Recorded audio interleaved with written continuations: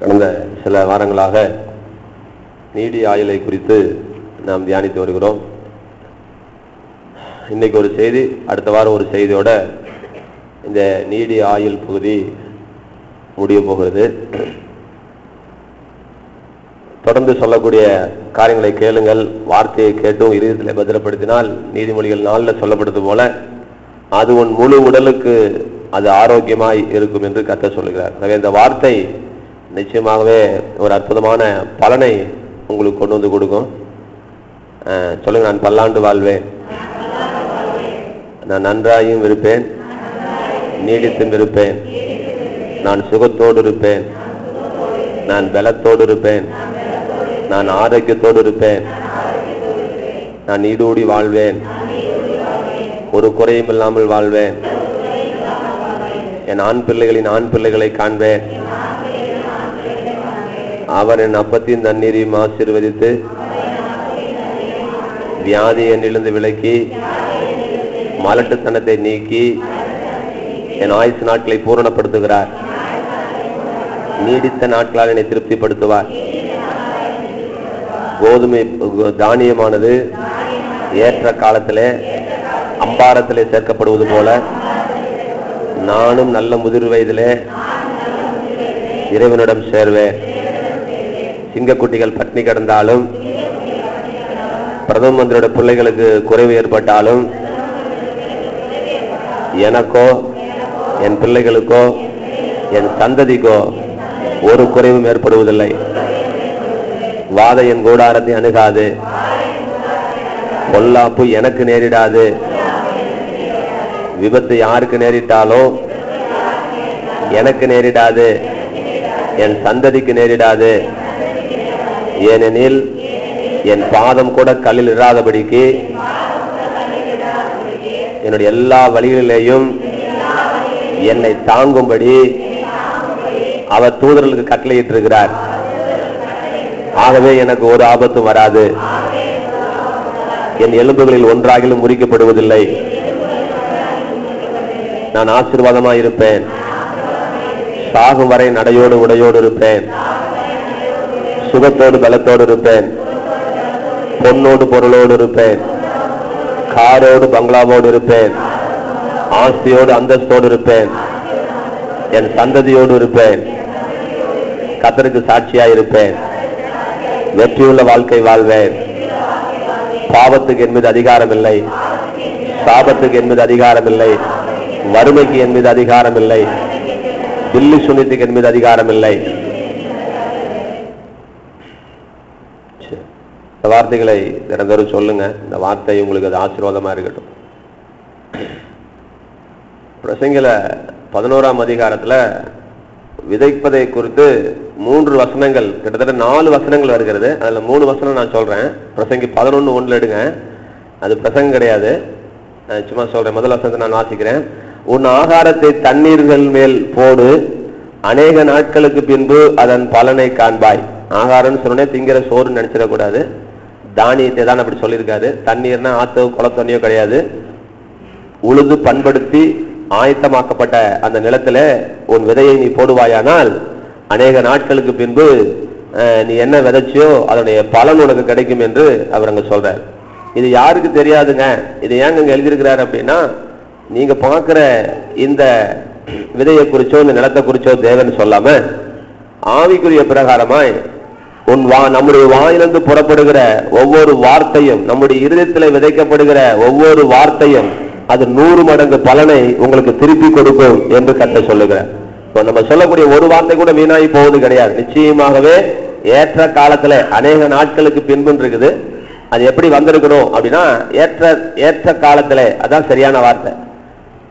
நான் பைபிளை திருத்தல, அதனுடைய அர்த்தத்தை நான் சொல்றேன். அதன் அர்த்தத்தை நான் சொல்றேன். நெல்லை போட்டுட்டு 10 வருஷம் கழிச்சு பலன் எதிர்பார்க்க முடியாது. நெல்லுக்கு ஒரு டைம் இருக்குது, சோளத்துக்கு ஒரு டைம் இருக்குது, கொத்தமல்லிக்கு ஒரு டைம் இருக்குது. இந்த அநேக நாட்கள் என்னன்னா ஏற்ற காலத்துக்கு பின்பு. இந்த அநேக நாட்கள்ல ஒரு விஷயம் இருக்கிறது. என்ன அப்படின்னா, நீங்கள் ஒரு விதை முளைத்து வருவதற்கு நேரம் எடுப்பது போல நீங்கள் விசுவாசிக்கிற அந்த காரியம், நீங்கள் அறிக்கை செய்கிற அந்த காரியம் நிறைவேறுவதற்கு சில காலங்கள் ஆகும், சில நேரங்கள் ஆகும் என்பதுதான் அங்க ஒரு சத்தியம். இதுல இந்த 1வது வசனத்திலிருந்து 2 காரியம் கத்துக்கிறோம். ஒண்ணு, நீங்க சொல்ற அத்தனையும் விளையும், நீங்க சொல்ற அத்தனையும் நடக்க போகுது. 2வது காரியம் கவனிக்க வேண்டியது என்ன அப்படின்னா, அதுக்கு சில நாட்கள், சில இடைவெளி இருக்கிறது. நம்ம ரொம்ப அவசரப்படக்கூடாது. முட்டையை அடை வச்சுட்டு 10வது நாளே குஞ்சு பொருளும் டப்புன்னு உடைச்சோன்னா அது உனக்கு தான் நஷ்டம். இப்போ முட்டை அடை வச்சா எப்படி 21 நாள் அமைதியா கோழியும் வெயிட் பண்ணுதோ, நம்மளும் வெயிட் பண்றோமோ, அது போல நிலத்தில் விதைக்கப்பட்ட விவசாயி, விதையை விதைச்ச விவசாயி ஒரு 90 நாள் அவன் வெயிட் பண்றான் நெல்லுக்காக. அதுபோல நீ சொன்ன வார்த்தைக்கு பிரதிபலனை பெற்றுக் கொள்வதற்கு நீ கொஞ்சம் பொறுத்திரு என்று ஆண்டவர் சொல்ல. அதுக்காக பிசாசு இதை வச்சுக்கிட்ட உயிர் போற வரைக்கும் எதிர்பார்த்துட்டு சொல்றான். அங்கேயும் போயிடக்கூடாது. ஒரு ஏற்ற காலம், அதான் அந்த ஏற்ற காலத்துல உங்களுக்கு பிரதிபலனை நீ காண்பாய் என்று கர்த்தர் சொல்லியிருக்கிறார். ஆமென் சொல்லுங்களேன். நான் காண்பேன். நான் சொல்லுகிற வசனத்திற்கு, நான் அறிக்கை பண்ணுகிற வார்த்தைகளுக்கு பலனை நான் காண்பேன். 2வது வசனத்துல பாருங்க, 7 பேருக்கும் 8 பேருக்கும் பங்கிட்டு கொடு அப்படிங்கிற. இது லிட்டரலா கர்த்தர் பேசுறார். ஸ்பிரிச்சுவலா மீனிங் இருக்கலாம். தேவ வார்த்தையை 7 பேருக்கு 8 பேருக்கு பங்கிட்டு கொடு. எப்ப ஆண்டவருடைய வருகை வருமோ தெரியாது. எங்க அம்மா கிருபையா 80 வயசு தாண்டிட்டாங்க. எப்ப மரணம் வரும் என்று தெரியாது. எனக்கும் தெரியாது, எங்க அம்மாவுக்கும் தெரியாது. இப்ப கர்த்தர் சொல்றாரு, வசனத்தை பிட்டு கொடு, நீ பல பங்கிட்டு கொடு, நீ சுவிசேஷத்தை சொல்லு, 7 பேருக்கும் 8 பேருக்கும் பங்கிட்டு கொடு. சரி, 3வது வசனம் பாருங்க. எல்லாம் விதைக்கிறத பத்தி பேசுறார். 4 வசனமும். மேகங்கள் நிறைந்திருந்தால் மழையை பூமியின் மேல் பொழியும், மரமானது தெற்கே விழுந்தாலும் வடக்கே விழுந்தாலும் விழுந்த இடத்திலே மரம் கிடக்கால் சேர்த்து. 4வது வசனம். காற்றை கவனிக்கிறவன் விதைக்க மாட்டான், மேகங்களை நோக்குகிறவன் அறுக்க மாட்டான். சொல்லுங்க, காற்றை கவனிக்கிறவன் விதைக்க மாட்டான், மேகங்களை நோக்குகிறவன் அறுக்க மாட்டான். இதுக்கு 2 வசனம் சொல்லிட்டு அர்த்தம் சொல்றேன். 3 வசனம் ஒண்ணுதான், இதெல்லாம் புரிஞ்சுக்கோங்க.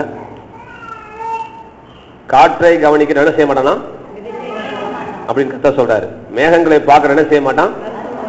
சரி, அதுல 6 வாசிங்க. காலையிலே உன் விதையை விதை, மாலையிலே உன் கையை நெகிழ விடாதே. நல்லா கவனிங்க.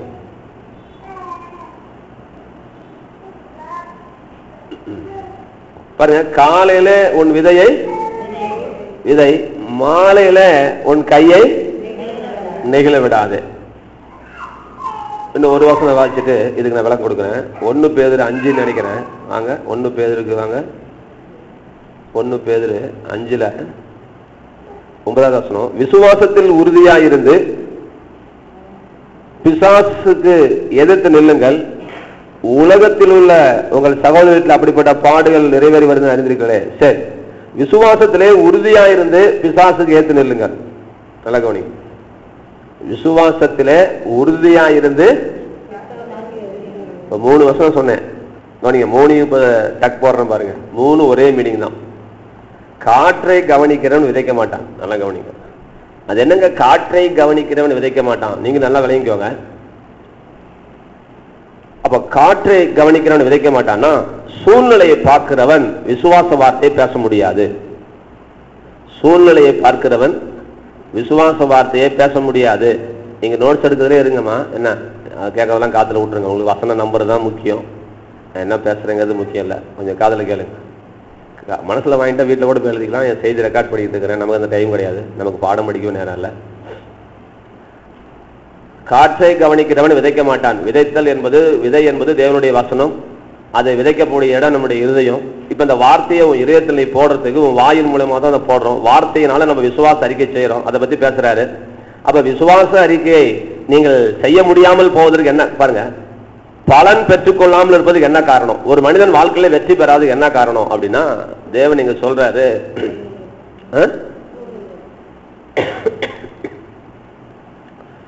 அவன் விதைக்கிறதும் இல்லை அறுக்கிறதும் இல்லை. அவன் விதைக்கிறது இல்லை, அதனால அறுக்கிறது இல்லை. இப்ப கவனிங்க, ஏன் விதைக்கிறது இல்லை அப்படின்னு ஒரு கர்த்தருக்கு ஒரு குரூப்பை கொண்டு வர்றாரு. ஒரு குரூப் விதைக்கிறதே இல்லை, இன்னொரு குரூப் விதைக்குது, அதை அறுக்கிறது இல்லை. பாருங்க, இன்னொரு குரூப் விதைக்குது அறுக்குது. இப்படி மூணு குரூப் இதற்கு கொண்டு வர்றாரு. இந்த வசனத்துல 3 குரூப்பை கர்த்தர் பிரிக்கிறார். ஒன்னு விதைக்காதவன். ஏன் விதைக்கல அப்படின்னு சொன்னா, ஏன் விதைக்கல? காத்த பார்த்துக்கிட்டு இருக்கிறான். காத்து ஓயட்டு நான் விதையறேன்னு இருக்கிறான். ஏன் காத்து என்னைக்கடா ஓயறது? நீ விதைக்கிறதுக்கு காத்துக்கு என்னடா சம்பந்தம்? ஒரு சூழ்நிலைக்கும் நீ வாயில பேசக்கூடிய வார்த்தைக்கும் ஏப்பா நீ முடிச்சு போட்டுட்டு இருக்கிற? நீ பேசினா தான் அது சூழ்நிலையே மாறும். இதுதான் உண்மையான சட்டம். நீ பேசாமல் நீ விதைக்காமல் இருக்கிறாய். அதுக்கு காரணம் என்ன சொல்ற பாருங்க. டாக்டர் அப்படி சொன்னாரு, என் பொண்டாட்டி இப்படி சொன்னாங்க. இதைதான் நம்ம பேசிட்டு இருக்கிறோம். நம்ம சூழ்நிலையை பார்த்து கொண்டிருக்கிறோம் ஒழிய நம்ம விதைக்க ஆரம்பிக்கல. 2வது இதுலயே விதைச்சவன் ஒரு குரூப் என்ன செய்யறான், இப்ப அறுக்கிறதுக்கு யோசிச்சுட்டு இருக்கிறான். ஹலோ, பலன் விளைந்திருக்கிறது. அறுவடைக்கு முன்பதாக இவன் என்ன செய்யறான், இப்ப மேகங்களை பார்க்கிறான். இப்ப எதை பார்க்கிறான்? இது என்னதான் அர்த்தம்? இதுவும் அதுதான், இதுவும் சூழ்நிலை தான். நல்லா கவனிக்கணும். இதுவும் சூழ்நிலையை பார்க்கிறான். ரைட்டுங்க. இப்ப இதுல இருந்து நம்ம என்ன தெரிஞ்சுக்கிறோம் சொல்லுங்க பார்க்கலாம். இந்த வசனத்துல இருந்து ஒரு என்ன தெரிஞ்சுக்கிறோம்? இந்த மேகங்களை பார்க்கறது, காத்த கவனிக்கிறது, என்ன ஆண்டவர் சொல்ல வராரு, என்ன தெரிஞ்சுக்கிறோம் சொல்லுங்க பார்க்கலாம். எல்லாரும் சொல்லுங்க, யார் வேணா சொல்லுங்க. பிரச்சனை இன்னும் கொஞ்சம் உள்ளுக்குள்ள வாங்க, டீப்பா வாங்க. அதுதான் சூழ்நிலைன்னு சொல்லியாச்சாக்கா. இன்னும் கொஞ்சம் அப்படியே உள்ளுக்குள்ள அப்படியே கண்ணை முடிச்சு பார்த்தா தெரியும். பேச பேச இந்த வசனம் இதுல இருந்து தேவன் என்ன சொல்ல வராருன்னு சொல்லுங்க.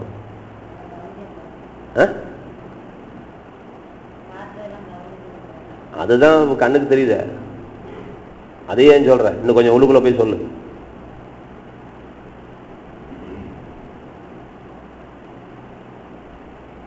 தெரியல.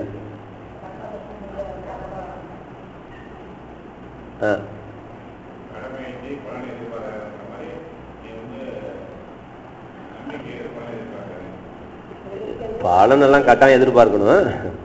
அது உலக பழமொழி. கடமையும் செய்யணும், பலன் எதிர்பார்க்கணும்னு சொல்றாரு. அறுக்கும் போது விட்டுறாத, கோட்டை விட்டுறாதுங்கிறாரு. இல்ல, இது வந்து கொஞ்சம் டீப்பா ஒரு மீனிங். என்ன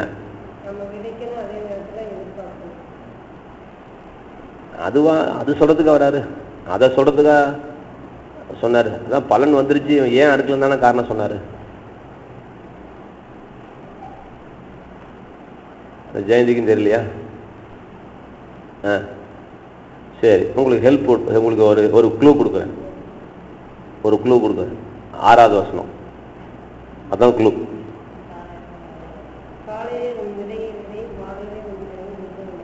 இதான் க்ளூ.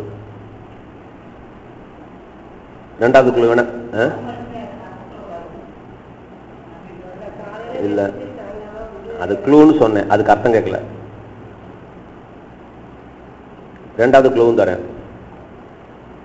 பேதுருல வசனம், விசுவாசத்துல உறுதியா இருந்து பிசாசானவனுக்கு ஏத்து செல்லுங்க. இது 2வது க்ளூ.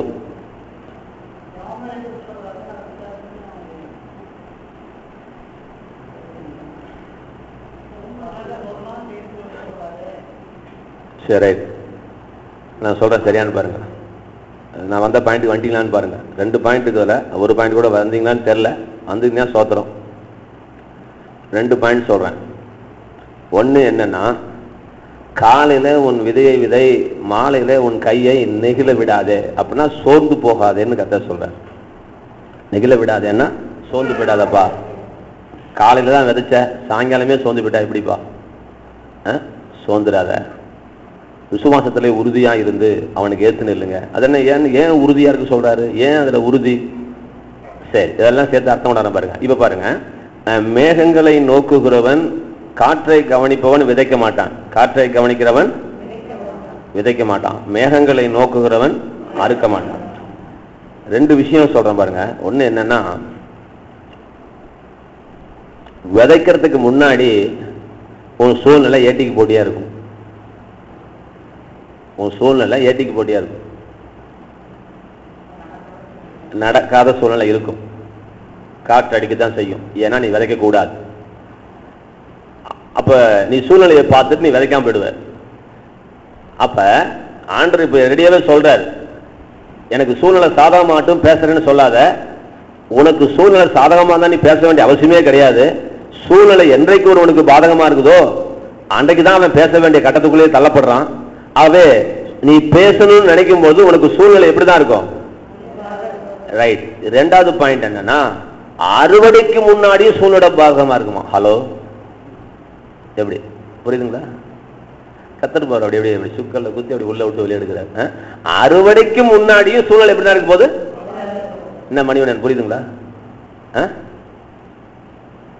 எதை வச்சு சொல்றேன்? அறுவடைக்கு முன்னாடி சூழ்நிலை எப்படி மோசம் தெரிஞ்சுக்கிறோம் சொல்லுங்க.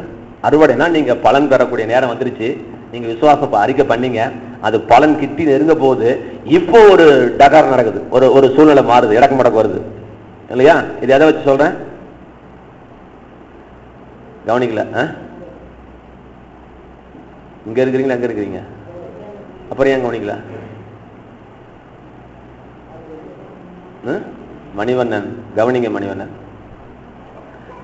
காற்றை கவனிக்கிறவன் விதைக்க மாட்டான். சொல்லுங்க மணிவண்ணன். மேகங்களை நோக்குகிறவன் அறுக்க மாட்டான். இப்ப ஏன் அறுக்கல? மேகத்தை பார்க்கறான். மழையை பத்தி பேசல, மேகம் தான். மழை எல்லாம் வரல, சும்மா மேகம் தான் இருக்குது. மேகம் இருக்குது, இவன் பார்த்துட்டு அறுக்கல. ரைட்டுங்களா? அப்போ மேகம் இவனுடைய அறுவடைக்கு எப்படி அது தடையா இருக்கிறது போல இவன் நினைக்கிறான். அது தடையில்லை, அது மேகம் தான், அது மழை இல்லை. இவன் நினைக்கிறான் மழை வரும்னு. அது அட்ட பிரச்சனை. இப்ப ஆண்டவர் என்ன சொல்றாரு? நீ விதைத்ததனுடைய பலனை நீ பெற்றுக்கொள்வதற்கு முன்பதாக ஒரு மேகம் வரத்தான் செய்யும், பயப்படாத. நீ விதைக்கிறதுக்கு முன்னாடியும் காத்து வரத்தான் செய்யும், நீ விதைக்காம போயிடாத. நீ அறுக்கிறதுக்கு முன்னாடியும் மேகம் வரத்தான் செய்யும், நீ பயந்துடாத. அதான் காலையில உன் விதையை விதை, மாலையில உன் கையை நெகிழ விடாதே, அறுத்துரு, உன் பலனை நீ எடுத்துக்காம போகாத. அதனால்தான் விசுவாசத்திலே உறுதியாயிரு. அப்படின்னு என்ன அர்த்தம்னா, நீ விசுவாசத்தானே பேசிட்டு இருக்கிற, அதை பெற்றுக்கொள்ளும் வரைக்கும் ஒரு விசுவாசத்தை இழந்து விட வேண்டிய அவசியம் இல்ல. இதுல இன்னொரு விஷயம் சொல்றேன்.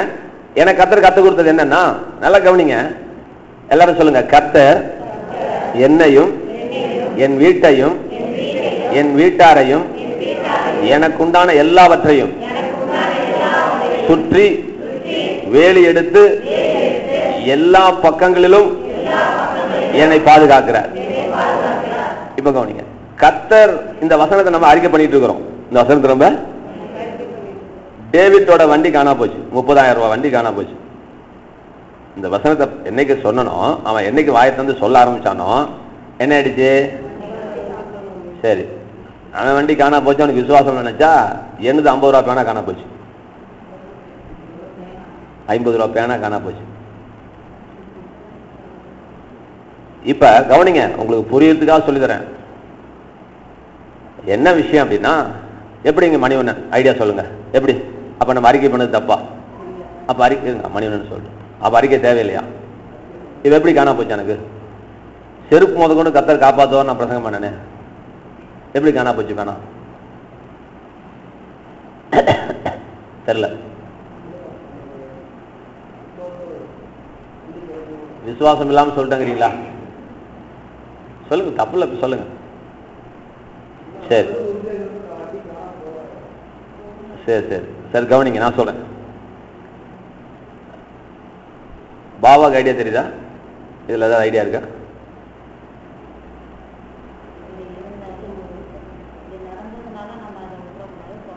அம்மா சொல்றாங்க நடந்ததுனால அதை விட்டுறக்கூடாது அப்படிங்க.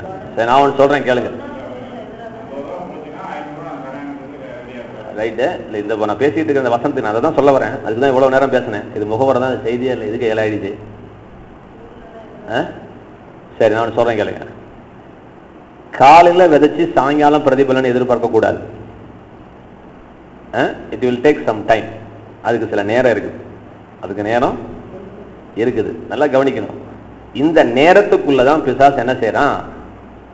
இந்த நேரத்துக்குள்ள நீ நினைச்சதுக்கு, நீ ஜெபிச்சதுக்கு, நீ சொன்னதுக்கு எதிர்மாறான சில காரியங்களை அவன் என்ன செய்யறான்?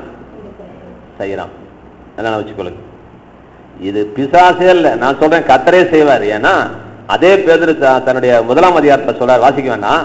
அழிந்து போகிற பொன் அக்னியாலே சோதிக்கப்படும் பொழுது அதை பார்க்கல் விலையேறப்பட்டதா இருக்கிற உன் விசுவாசம் சோதிக்கப்பட வேண்டாமோ அப்படின்னு சொல்றார்.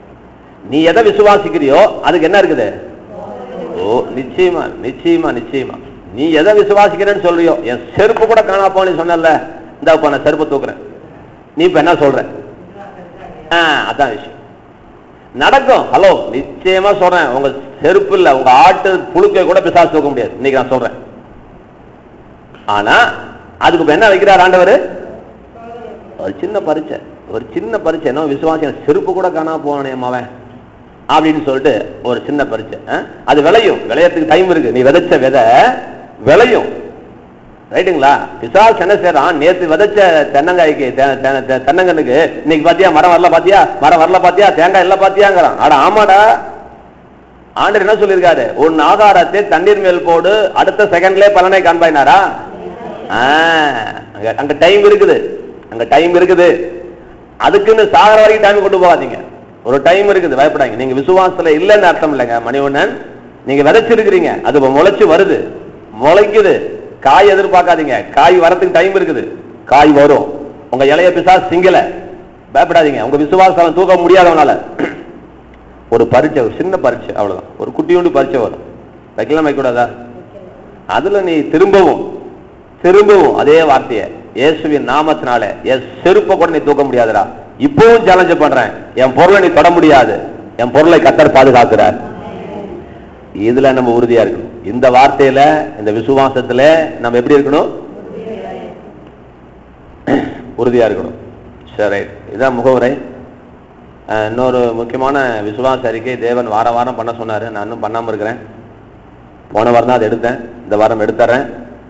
சொல்லுவோம், என் கைபலனும் என் சாமர்த்தியமும் இந்த ஐஸ்வர்யத்தை எனக்கு சம்பாதித்தது என்று சொல்லிக் கொள்ளாமல் இருக்க எச்சரிக்கையா இருந்து உன் தேவனாகிய கர்த்தரை நினைப்பாயாக. அவரே உன் முற்பிதாக்களுக்கு பண்ணின உடன்படிக்கை உறுதிப்படுத்தும்படி இந்நாளில் உனக்கு உண்டாயிருக்கிற ஐஸ்வர்யத்தை சம்பாதிப்பதற்கான பலனை கொடுக்கிறவர். இது வசனம். இப்ப நம்ம சொல்றத சொல்லுங்க. என் கைபலனும் என் சாமர்த்தியமும் என் சொத்தை எனக்கு சேர்த்து வைக்கிற. என் கைபலனும் என் சாமர்த்தியமும் என் படிப்பும் என் திறமையும் என் வேலையும் என் வருமானமும் இந்த சொத்தை எனக்கு தரல. கர்த்தர் ஆபிரகாமுக்கு பண்ண உடன்படிக்கை உறுதிப்படுத்தும்படி இந்த ஐஸ்வர்யத்தை சம்பாதிப்பதற்கான வழிவாசலை, பலனை கர்த்தர் எனக்கு தருகிறார். இது நல்லா நான் வச்சுக்கோங்க. இது ஒரு 100 தடவை சொல்லுங்க. வெளிச்சம் வர வரைக்கும் சொல்லணும். எனக்கு வெளிச்சம் வந்துருச்சு, உங்களுக்கு வெளிச்சம் வரணும்னா நான் என்ன செய்யணும்னு எனக்கே தெரியல. நான் தலைகளான்னு சொல்லணுமா, இல்ல சட்டையை கிழிச்சிட்டு குரங்கு போல டான்ஸ் ஆடணுமான்னு எனக்கு தெரியல. நல்லா கவனிங்க. பணம் சம்பாதிக்கிறதுக்கு ஒரே ஒரு வழியை தேவன் சொல்லுகிறாரு. மிக எளிமையான வழியை தேவன் சொல்லுகிறார். ரட்சிப்பை விடவா இந்த பங்களா பெருசு? இந்த ரட்சிப்பே நீ சும்மா உட்காந்துட்டுலாம் வாங்கிட்ட சார். இந்த ரட்சிப்பை எப்படி வாங்கிட்டோம்? சும்மா உட்காந்துட்டு வாயில இயேசுவே தெய்வன் சொல்லும் பொழுது தலையாட்டிக்கிட்டு ஆமா இயேசுதான் தெய்வன், நீங்க என்னைக்கு ஒரு 6 மாசம் கழிச்சு 7 மாசம் கழிச்சு இயேசுவை தெய்வன் ஏத்துக்கிறாங்க, ஞானசான கொடுங்கன்னு கேட்டியே. அப்ப இயேசுவை தெய்வன் நீ தெரிந்து கொண்ட அன்றைக்கே அந்த விளையேறப்பட்ட ரட்சிப்பு உனக்கு சொந்தமாகி மாறிவிட்டது. அப்ப ரட்சிப்பை விட இந்த பங்களா பெருசா? இல்ல. ரட்சிப்பையே நீ விசுவாசத்துல பெற்றுக்கொண்டாயானால் இந்த பங்களாவை நீ விசுவாசத்துல நீ பெற்றுக்கொள்ள வேண்டும். விசுவாசத்தால் நீதிமான் பிழைப்பான் என்று கர்த்தர் சொல்லியிருக்கிறார். கிரியினால் அல்ல, விசுவாசத்தால் நீதிமான் பிழைப்பான். கிரின்னு சொல்லிட்டு இருக்காதீங்க, விசுவாசத்தால் நீதிமான் பிழைப்பான். அப்ப இந்த ஐஸ்வர்யத்தை சம்பாதிப்பதற்கான பலனை நான் தரேன். ஏன் உன் கைபலனும் உன் சாமர்த்தியம் இதை கொடுத்தது நீ கனவு கூட நினைக்காத. நான் ஆபிரகாமுக்கு பண்ணின உடன்படிக்கை உறுதிப்படுத்தும்படி இதை தருகிறேன். இதுக்கு அர்த்தம் என்னன்னா, எல்லாரும் சொல்லுங்க, எனக்கு ஒரு தெய்வீக வருமானம் உண்டு. என் படிப்பை தாண்டி, என் திறமையை தாண்டி, என் வருமானத்தை தாண்டி இயற்கைக்கு அப்பாற்பட்ட தெய்வீக வருமானத்துக்குரிய வழிகள் என் தேவன் வைத்திருக்கிறார். இதை விசுவாசி. என்னங்க? இல்லைன்னா நீங்க ஆண்டவருடைய ஆசீர்வாதத்தை இழக்கிறீங்க. அது போன வாரம் செஞ்சு காமிச்சேன் இல்லைங்களா? ஒரு சேர்ல ஏறி 8 அடியில் ஒரு ஜாமா இருக்குது. மணிவண்ணன் சொல்றாரு, நீங்க எப்போ வேணா கேளுங்க பாஸ், நான் தூக்கி விடுறேங்கிறாரு. நான் என்ன செய்யணும், மணிவண்ணனை பயன்படுத்தி அதை எடுக்கணும். சரி, மணிவண்ணன் நான் ஏன் டிஸ்டர்ப் பண்ணிட்டு கூடாது, உன்னால முடியாத நான் செய்யறதுக்கு காத்திருக்கிறேன்னு கர்த்தர் சொல்றாரு. அப்ப உங்களால முடியலன்னு ஒரு இடம் வரும்பொழுது ஆண்டவர்கிட்ட போகும்போது ஆண்டு ஹெல்ப் பண்ணுவார். அப்ப ஆபிரகாமுக்கு பண்ண உடன்படிக்கை உறுதிப்படுத்தும்படி நான் ஐஸ்வர்யத்தை தரேன்னு சொல்றாரு. ஏன் என்ன ஐஸ்வர்யம் வரல? சின்ன பதில், ஏன் ரட்சிப்பு வரல? அவன் என்ன விசுவாசிக்கல, ரட்சிப்பு வரல. ஹலோ, ரட்சிப்பு வைக்கப்பட்டிருக்கிறது, இவன் விசுவாசிக்கல, ரட்சிப்பு உனக்குள்ள வரல. இது போல நீ ஐஸ்வர்யத்தை சம்பாதிப்பதற்கான பலனை தேவன் வைத்திருக்கிறார், ஏன் உனக்கு வரல? நீ இன்னும் வசனத்தை விசுவாசிக்கல, நீ அறிக்கை செய்யல. ஹலோ, சின்ன பொண்ணு கேட்டுக்கிட்டே இருக்கிற ஒரு வார்த்தையாவது உள்ளுக்குள்ள போகணும். ஒரு வார்த்தை, எத்தனை சின்ன பொண்ணு, ஒரு வார்த்தை அறிவு இருக்குதா அப்படின்னு கேட்டா கோபம், அந்த வார்த்தை சரக்குன்னு உள்ளுக்குள்ள போகுது. என்ன சின்ன பொண்ணு, சரன்னு உள்ளுக்குள்ள போகுது. இப்பயே பை தூக்கிட்டு கிளம்பிடுற பஸ் ஸ்டாண்டுக்கு. எல்லாம் பொம்பளையான்னு கேட்டா தொலைஞ்சது. இனிமே சபைக்கு வந்து செருப்பாளர்றான்னு சொல்லி சொல்லாமல போக மாட்டேன். அதெல்லாம் சர்ன்னு உள்ளுக்குள்ள போகுதா? அதெல்லாம் போகுதில்ல. இப்ப நான் உனக்கு சொல்றது ஏன் மண்டைக்குள்ள போக மாட்டேங்குது? உனக்குன்னு சேர்த்து தான் பிரசங்கம் பண்ணிட்டு இருக்கிறேன். சின்ன பொண்ணு கேட்டுக்கோ, இந்த அனாத பணம் வேற 1000 ரூபாய் பதில் உட்காந்துட்டு இருக்காத. கர்த்தர் சொல்றாரு, அனாத பணம் குணாத பணம்னு பாக்குற வரைக்கும் நீ யாரை பார்க்கல? கர்த்தரை பார்க்கல. நினைப்பச்சுக்கோ. எல்லாத்துக்கும் சொல்றேன், மணிவண்ணன் முதற்கொண்டு நான் சொல்றேன். நான் என்ன சொல்லி புரிய வைக்கிறதுன்னு தெரியல. எங்க அக்கா மகன் சென்னையில வேலை செஞ்சுட்டு இருந்தான்.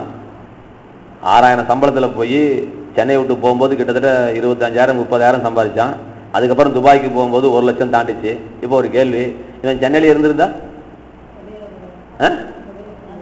எந்த இன்டர்நெட்டையும் பார்க்காம இருந்திருந்தா, எந்த கம்பெனிலையும் அப்ளிகேஷன் போடாம இருந்திருந்தா, ஹலோ, கிடைச்சிருக்காதுல்ல? அப்ப நீ ஸ்டெப் எடுக்கும் தானே கிடைச்சது. ரைட்டு. இப்போ 1 லட்சம் வாங்குறல்ல, அடுத்து நீ என்ன செய்யணும்? அதுக்கு மேல எங்க வாய்ப்பு இருக்குன்னு பார்க்கணும் இல்ல? நீ ஏன் புரிஞ்சுக்கிட்டே இருக்கிற? அதைத்தான் நான் சொல்றேன். உனக்கு ஒரு வாய்ப்பை தேவன் வைத்திருக்கிறார். ஆமென் சொல்லுங்க. உனக்கு ஒரு வாய்ப்பு இருக்குது. எவனுக்கு வாய்ப்பு இருக்குதோ இல்லையோ, உனக்கு என்ன இருக்குது? வாய்ப்பு இருக்குது. காக்கையை கொண்டு எலியாவை போஷித்த கர்த்தர் இன்றைக்கு ஜீவனோடு இருக்கிறார். அதை நீங்க விசுவாசிக்கணும். தெய்வீக ஒரு வருமானத்தை தேவன் நமக்கு வைத்திருக்கிறார். உன்னுடைய ஞானத்தையோ உன்னுடைய சுயபலனோ இந்த ஐஸ்வர்யத்தை உனக்கு தந்துச்சுன்னு சொல்லாதேன்னு சொல்லிட்டார்ல. அப்போ அதான் அப்படியே நீங்க என்ன சொல்ல போறீங்க? என்னுடைய ஞானம் தராத ஒரு ஆசீர்வாதத்தை, ஒரு வருமானத்தை தேவன் என்ன செய்வாரு? தருவார், வைத்திருக்கிறார். என்னங்க பால்ராஜ் தலையாட்டிக்கிட்டே இருந்தா ஒண்ணு கதைக்காவது பால்ராஜ் ஐயா, நீங்க போற கடையில என்ன சம்பளமோ அதை பார்த்துட்டு உட்கார்ந்து இருந்தீங்கன்னா இந்த வசனம் உங்ககிட்ட செல்லுபடியாவது. டெய்லி இதை சொல்லுங்க. சூழ்நிலை ஏட்டிக்கு போட்டியா வரட்டும், இருக்கிற வேலையை நாளைக்கே விட்டுட்டு போட்டும், அதை பத்தி பயப்படக்கூடாது. நம்ம இந்த வார்த்தை என்னைக்கு பேச ஆரம்பிச்சோமோ, எனக்கு தெய்வீக வருமானம் உண்டு. எனக்கு என்ன உண்டு? இங்க வருமானம்னு சொல்லாம கர்த்தர் ஒரு சுத்துறாரு. என்ன சொல்றாரு? ஐஸ்வர்யத்தை சம்பாதிப்பதற்கான பேலன், அந்த வழி, ரூட். நான் பணத்தை தரேன்னு சொல்லல, நான் ரூட்டை தரேங்கிறார். ஹலோ, பணம் சம்பாதிக்கிறதான ரூட்டு போடுறேன் அப்படிங்கிறார். நல்லா புரிஞ்சுட்டீங்களா? பணம் சம்பாதிப்பதற்கான பேலன். அப்புறம் நீதிமானுடைய பாதை நடுப்பகல் வரைக்கும் அதிகமாய் பிரகாசிக்கும் சூரிய பிரகாசம் போல இருக்குன்னு நான் சொன்னேன். அப்ப இதெல்லாம் நீங்க மனசுல வச்சுட்டு கம்முன்னு இருக்க கூடாது. அப்ப 7 மணிக்கு அடிக்கிற வெயிலை விட 8 மணிக்கு அடிக்கிற வெயில் எப்படி இருக்குதான்? அது போல என் பிள்ளைங்களுடைய வாழ்க்கையில எல்லாமே படிப்படியாய் அதிகமாயிக்கொண்டே போகுமே ஒழிய ஒரு நாளும் குறைவுபட்டு போகாதுன்னு கர்த்தர் சொன்னார். நீதிமானுடைய பாதை நடுப்பகல் வரைக்கும் அதிகமாய் பிரகாசிக்கும் சூரிய பிரகாசம் போல இருக்கும். அப்ப இத விசுவாசது உண்மைன்னா டெய்லி காலையில ஜெபம் பண்ணும்போது அந்த நாளை நீங்கள் பிளஸ் பண்ணுங்க. இந்த நாள் எப்படிப்பட்ட நாள்? நீ பிறந்த நாள்ல இருந்து இதுவரைக்கும் நீ அனுபவித்திராத நன்மைகள், அனுபவித்திராத ஆசீர்வாதங்கள், நீ பெற்றிராத வருமானங்களை விட அதிகமாய் பெற்றுக்கொள்கிற நாள். அதுதான் கர்த்தர் சொல்றார். இது நீங்க ஏதோ குருடான்னு ஒரு மாடு கிட்ட போய் பேசுற மாதிரி நீங்க உட்கார்ந்துட்டு இருக்க கூடாது. நான் உங்ககிட்ட தான் பேசிட்டு இருக்கிறேன். நீங்க உட்கார்ந்துக்கிட்டு அந்த வார்த்தையை சொல்லி, இன்றைக்கு என் வாழ்க்கையில நிச்சயமாகவே முன்னேற்றம் உண்டு, உயர்வு உண்டு, மேன்மை உண்டு அப்படின்னு நீங்க அந்த நாளை பிளஸ் பண்ணணும். அப்ப வருமானம் நேத்தை விட எனக்கு கூடுமா கூடாதா? போன மாசம் இந்த மாசம் கூடுமா கூடாதா? கூடும். நல்லா கவனிங்க, சம்பளத்தை தான் கவர்மெண்ட் பிக்ஸ் பண்ணுது, வருமானத்தை நீங்க தான் பிக்ஸ் பண்ணணும். ஹலோ, சம்பளம் வேற வருமானம் வேற. சம்பளங்கிறது கம்பெனிக்கு போற 4000 3000, வருமானங்கிறது அப்படி இல்லை. மாசம் ஆச்சுன்னா டோட்டலா உங்க கைக்கு எவ்வளவு வந்துச்சு? பிசினஸ் மூலியமா வரலாம், தாத்தா கொடுக்கலாம், கீழே கிடந்து ஒரு பவுன் செயின் எடுக்கலாம், நீ அதெல்லாம் உனக்கு வருமானம் தான். வருமானம் வேற, சேலரி சம்பளம் வேற. நல்ல மண்டல ஏத்திக்கோங்க, ஒரு 100 தடவை சொல்ல உடனே. சம்பளம் வேற வருமானம் வேற. புரியுதா புரியலையா மணிவண்ணன்? சம்பளத்தை கம்பெனி பிக்ஸ் பண்ணுது. உங்களுக்கு எவ்வளவு சம்பளம்? இது சம்பளம். வருமானம் அதல்ல. நான் சொல்றது புரியுதுங்களா? வருமானம். அப்ப வருமானத்துக்குரிய வழிகளை யார் உண்டு பண்றா? தேவன் உண்டு பண்ணுகிறார். நீ சம்பளத்தை பார்க்காத, நீ வருமானத்தை கேளு கர்த்தாட்ட. கர்த்தாவே, எனக்கு ஒரு தெய்வீக வருமானம் உண்டுன்னு சொல்லியிருக்கிறீங்களே, அது என்ன?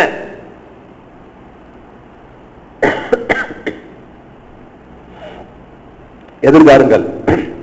வாழ்க்கையில எல்லா பகுதியிலையும், சுகத்திலே, பலத்திலே, சந்தோஷத்திலே, சமாதானத்திலே, ஆரோக்கியத்திலே, பெயரிலே, புகழிலே, அழகிலே, இளமையிலே நீங்கள் இன்னும் அதிகமாய் நீங்கள் எதிர்பார்க்கணும்.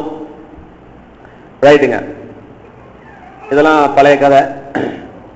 இன்னைக்கு கொஞ்சம் இன்னைக்கு புது கதைக்குள்ள வேகமா போகணும். அதுக்கு ஒரு சின்ன முகவரை, அதுக்கு ஒரு 2 நிமிஷம் முகவரை இருக்கு. நான் வசனம் வேணா சொல்லிடுறேன். 119ஆம் சங்கீதம் வாசிக்க வேணாம், 18வது வசனத்துல வாசிக்க வேண்டாம். வேதத்தில் உள்ள அதிசயங்களை காணும்படி என் கண்களை திறந்தருளும் என்று தாவீது ஜெபம் பண்ணான்.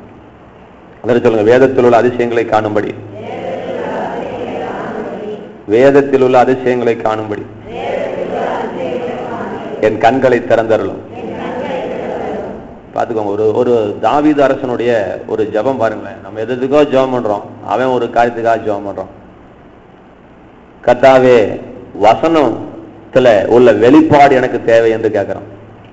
வசனத்துல உள்ள வெளிப்பாடு பார்க்கறதுக்கு ஒரு மாதிரி தெரியுது. என்ன காலையில விதை, சாயங்காலம் ஆறு அப்படிங்கிறாங்க. அதெல்லாம் விஷயம், உள்ளுக்குள்ள விஷயம் இருக்குது. ஆண்டவரே, அந்த விஷயத்தை நான் கண்டுபிடிக்கணும். அதுல உள்ள வெளிப்பாடு அதான் விஷயம். அதான் சுருக்கமா கேட்கிறேன். ஆண்டவரே, வசனத்துக்கு எனக்கு வெளிப்பாடு வேணும் ஆண்டவரே. அதுல சில அதிசயங்கள் இருக்கிறது, அதுல ரகசியங்கள் இருக்கிறது. அதை காணும்படி என் கண்களை திறந்தருளும்.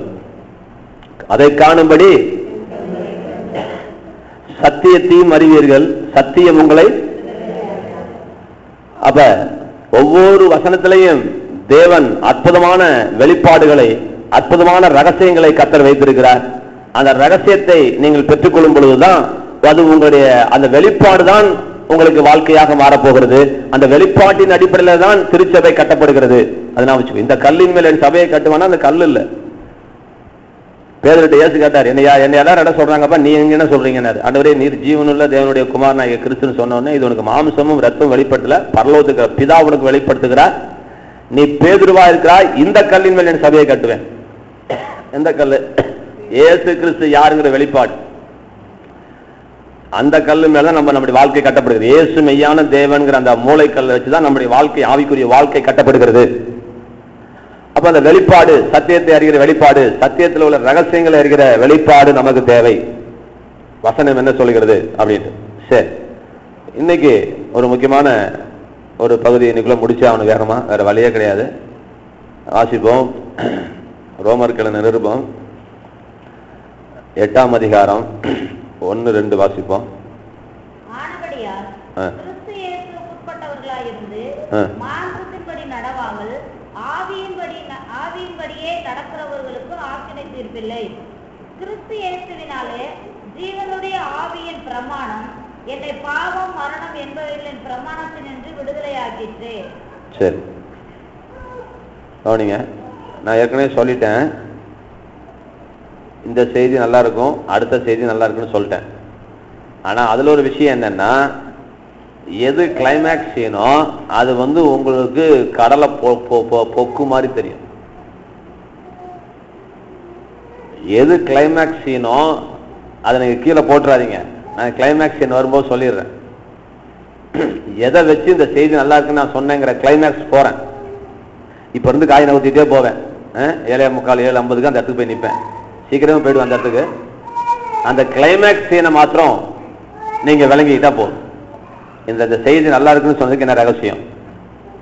ரைட். ரோமருக்கு எழுதின நிருபம் இதை பத்தி ஒரு சில காரியங்கள், இதுக்கு ஒரு முகவரை கொடுக்குறேன்.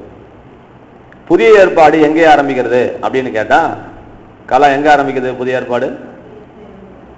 பரவாயில்ல, கரெக்டா சொல்றீங்க. வசந்தா சொல்லுங்க, அன்பு சொல்லி சொல்லுங்க. பைபிள் எங்க ஆரம்பிக்குது?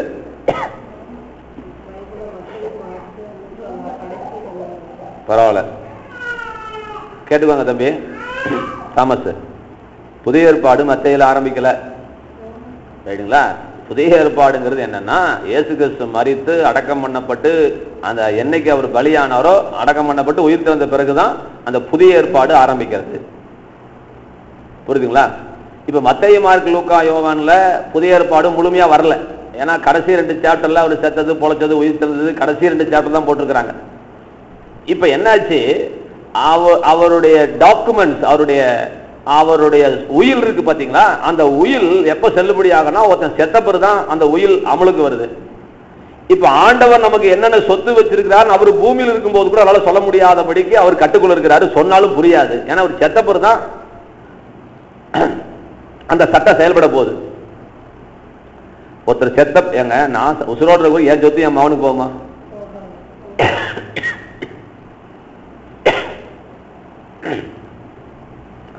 அப்ப செத்த பிறகுதான் அப்பானோட சொத்து பிள்ளைக்கு வருது.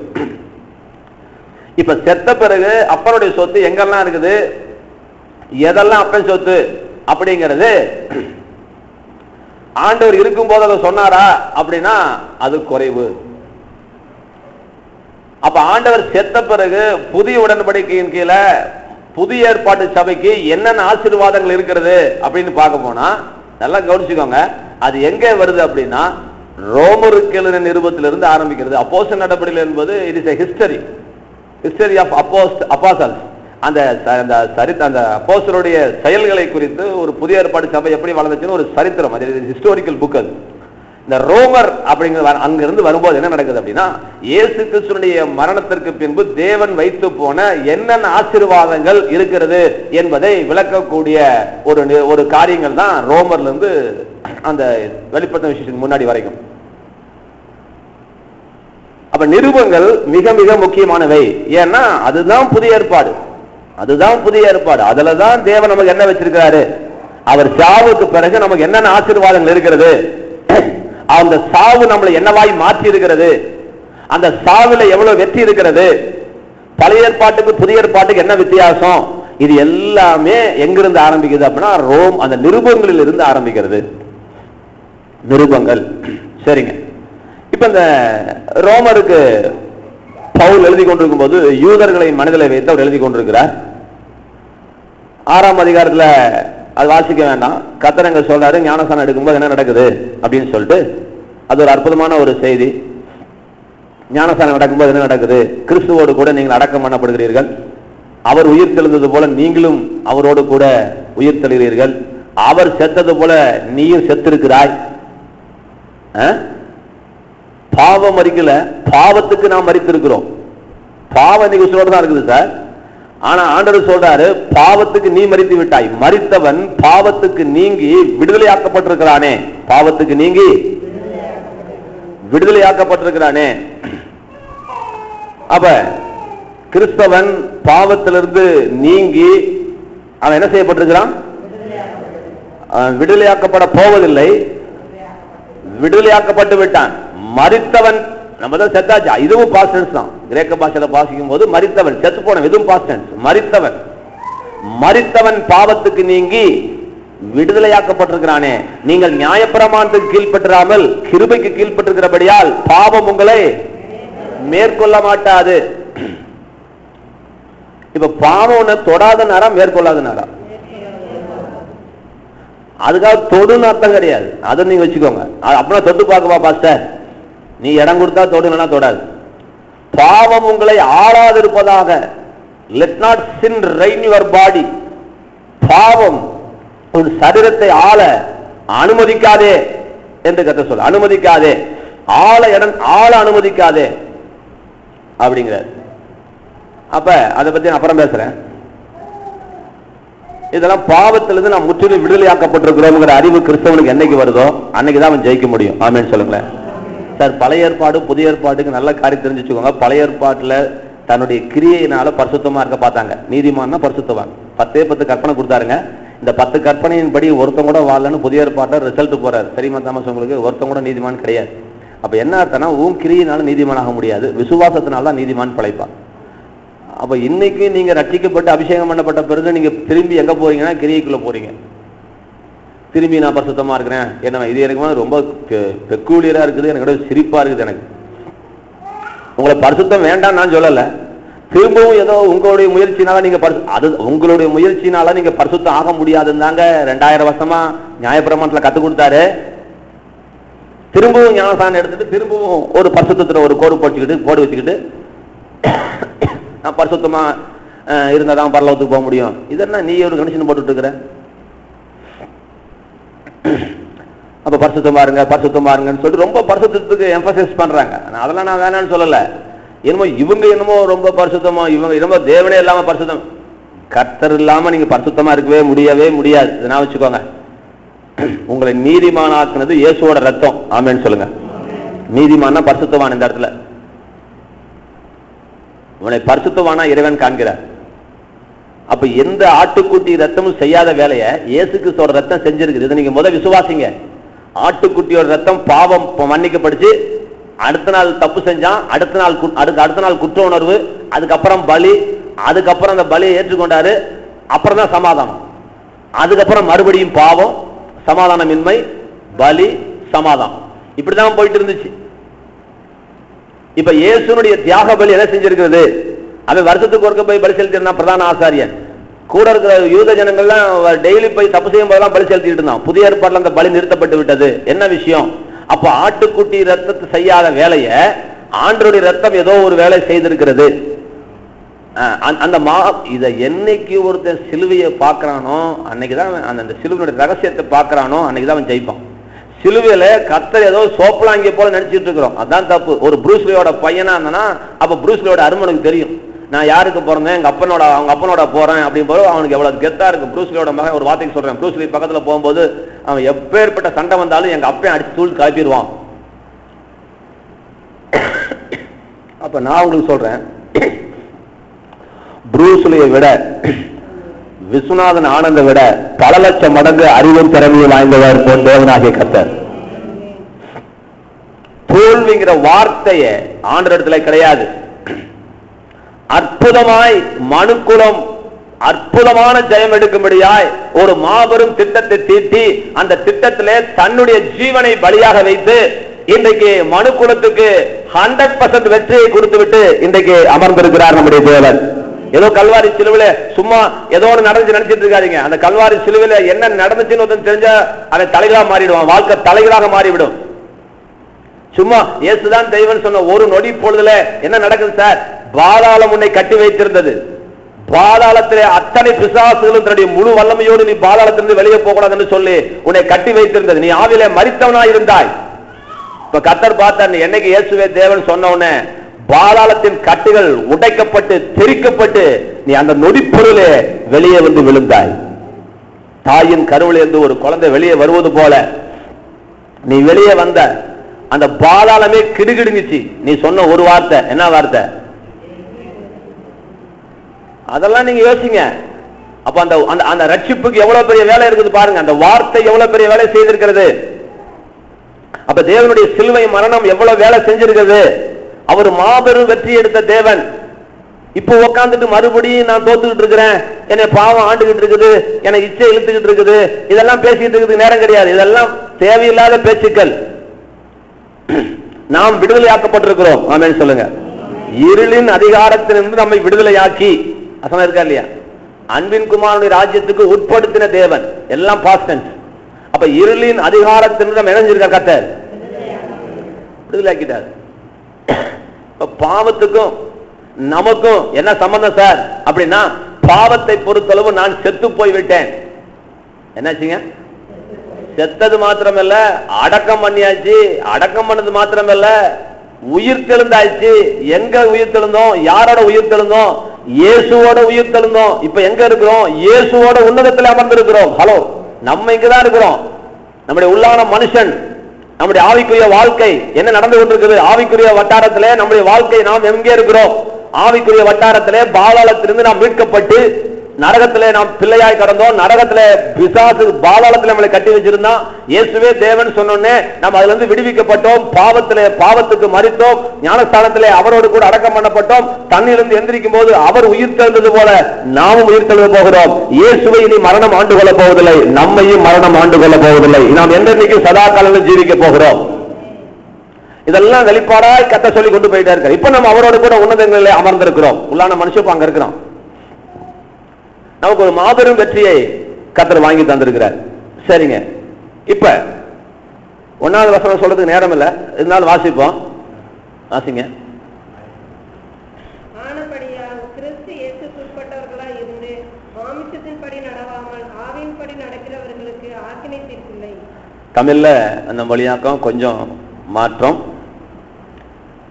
எப்படி வருது சென்டென்ஸ் அப்படின்னா, கிறிஸ்து இயேசுவுக்கு உட்பட்டவனா இருக்கிறவனுக்கு ஆக்கினை தீர்ப்பு இல்லை. Now therefore there is no condemnation those who are in Christ. அவ்வளவுதான்.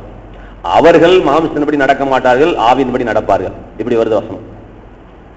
சரி, விளைவிக்கோங்க. இதை பத்தி பேசின டைம் வேணும். நமக்கு ஆக்கினை தீர்ப்பு இல்லை. ஒரு ஆமீன் சொல்லுங்களேன். இந்த ஆக்கினை தீர்ப்புன்னு தமிழ்ல என்னமோ கொஞ்சம் போட்டிருக்கிறாங்க, அது சரிமா தான் தெரியுது. கொஞ்சம் அதை லிபரலைஸ் பண்ணி பார்க்கணும். செத்து போன பிறகு பரலோகத்தில் போயிட்டு ஒரு வெள்ளை சிங்காசனம் நியாய தீர்ப்பு வருது, நரகத்துக்கு போங்கன்னு சொல்லிட்டு ஒரு ஆக்கினை தீர்ப்பு வரப்போகிறது. அந்த ஆக்கினை தீர்ப்பா இது வச்சுக்கோங்க. அந்த ஆக்கினை தீர்ப்பும் கிறிஸ்தவனுக்கு கிடையாது. நரகம் கிறிஸ்தவனுக்கு கிடையாது. இங்கிலீஷ்ல எப்படி வருதுன்னா காண்டம்னேஷன். காண்டம்னேஷன்னா கண்டம் அப்படின்னா கண்டித்தல், குற்றப்படுத்துதல். அதனுடைய நவுன் தான் காண்டம்னேஷன். அப்ப குற்றத்துக்கு எதிர்ப்பதம் என்னங்க அப்படின்னா குற்றப்படுத்துதல், நீதிகரித்தல் என்பது சரியான வார்த்தை. ஜஸ்டிஃபை.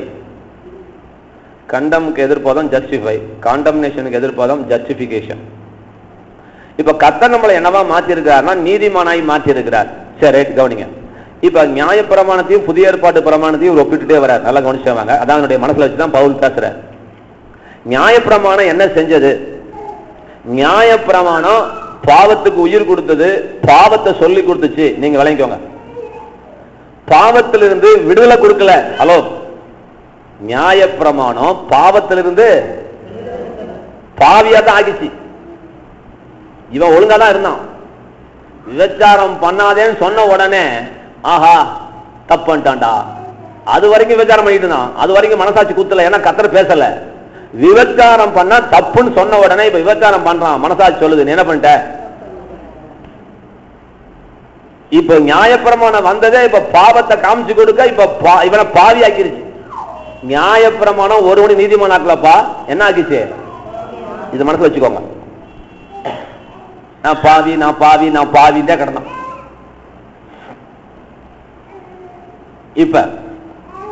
இப்ப ஆண்டவருக்குள்ள வந்து நம்ம ஆவியின் பிரமாணத்துக்குள்ள கடந்து வருகிறோம். நியாய பிரமாணம் வேற, இப்ப ஆவியின் பிரமாணம் ஒண்ணு கொண்டு வந்திருக்கிறது. இது புதிய ஏற்பாட்டு பிரமாணம். இப்ப இந்த பிரமாணம் என்ன வேலை செய்யுது? இந்த பிரமாணம் அது என்ன செஞ்சது? நியாய பிரமாணம் மனுஷனை கண்டம் பண்ணுச்சு, அவனுக்கு ஆக்கினை தீர்ப்பு உண்டு என்று சொன்னது. புதிய ஏற்பாடு அப்படி அல்ல. புதிய ஏற்பாடு அவனை ஜஸ்டிஃபை பண்ணி அவனை வந்து ரைச்சுவஸ்னஸ், அவனை நீதிமானாய் ரைச்சுவஸாய் மாற்றுகிறது, நீதிமானாய் மாற்றுகிறது. அதான் பழைய ஏற்பாடுக்கு புதிய ஏற்பாடு அப்படியே உள்டா. அது என்ன செஞ்சதோ அதுக்கு நேர் ஆப்போசிட் புதிய ஏற்பாடு செஞ்சது. பழைய ஏற்பாடு காலத்தில் நியாயப்பிரமாணம் வந்த உடனே உன்னை குற்றவாளி என்றது குற்றப்படுத்தியது. புதிய ஏற்பாட்டிலே கர்த்தர் உன்னை குற்றப்படுத்த வரல, உன்னை குற்றவாளியின் தீர்க்க வரல, உன்னை நிரபராதியா தீர்க்க வந்தார். ஆமென்னு சொல்லுங்க. இதெல்லாம் ஒரு ஆழமான சத்தியங்கள். எனக்கு புரியலன்னு விட்டுறக்கூடாது. புதிய ஏற்பாட்டில் எவ்வளவு பெரிய ரகசியம் இருக்குன்னு பாருங்க. சரி, இப்ப 2வது வசனத்தை வாசிங்க, நான் சொல்றேன்.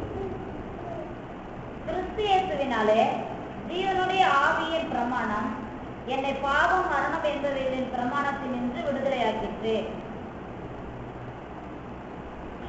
கவனிங்க, இவர் மனசுல எதை வச்சு பேசுறாரு நான் வச்சுக்கோங்க. நியாய பிரமாணத்தை கையில் வச்சுக்கிட்டாரு. கவனிங்க, இப்போ ஒரு 3 பிரமாணத்தை சொல்றார். பிரமாணம் என்ன அர்த்தம்? இங்கிலீஷ்ல என்ன சொல்லுங்க பிரமாணத்துக்கு? லா. இப்ப சொல்லுங்க தமிழ்ல. பிரமாணம் தெரியாதா? சட்டத்திட்டங்கள். இந்தியன் பீனல் கோட் அப்படின்னு சொல்லுவாங்க. அது மாதிரி இது ஒரு பிரமாணம், இது ஒரு சட்டம், இது ஒரு விதி. நல்லா புரிஞ்சுட்டீங்களா? ரைட். இப்ப என்ன சொல்றாரு? இந்த வசனத்துல 3 பிரமாணம் வருகிறது. கண்டுபிடிச்சு சொல்லுங்க பார்க்கலாம். என்னென்ன சட்டம்? 3 விதிகள் வருகிறது அல்லது 3 சட்டங்கள் வருகிறது.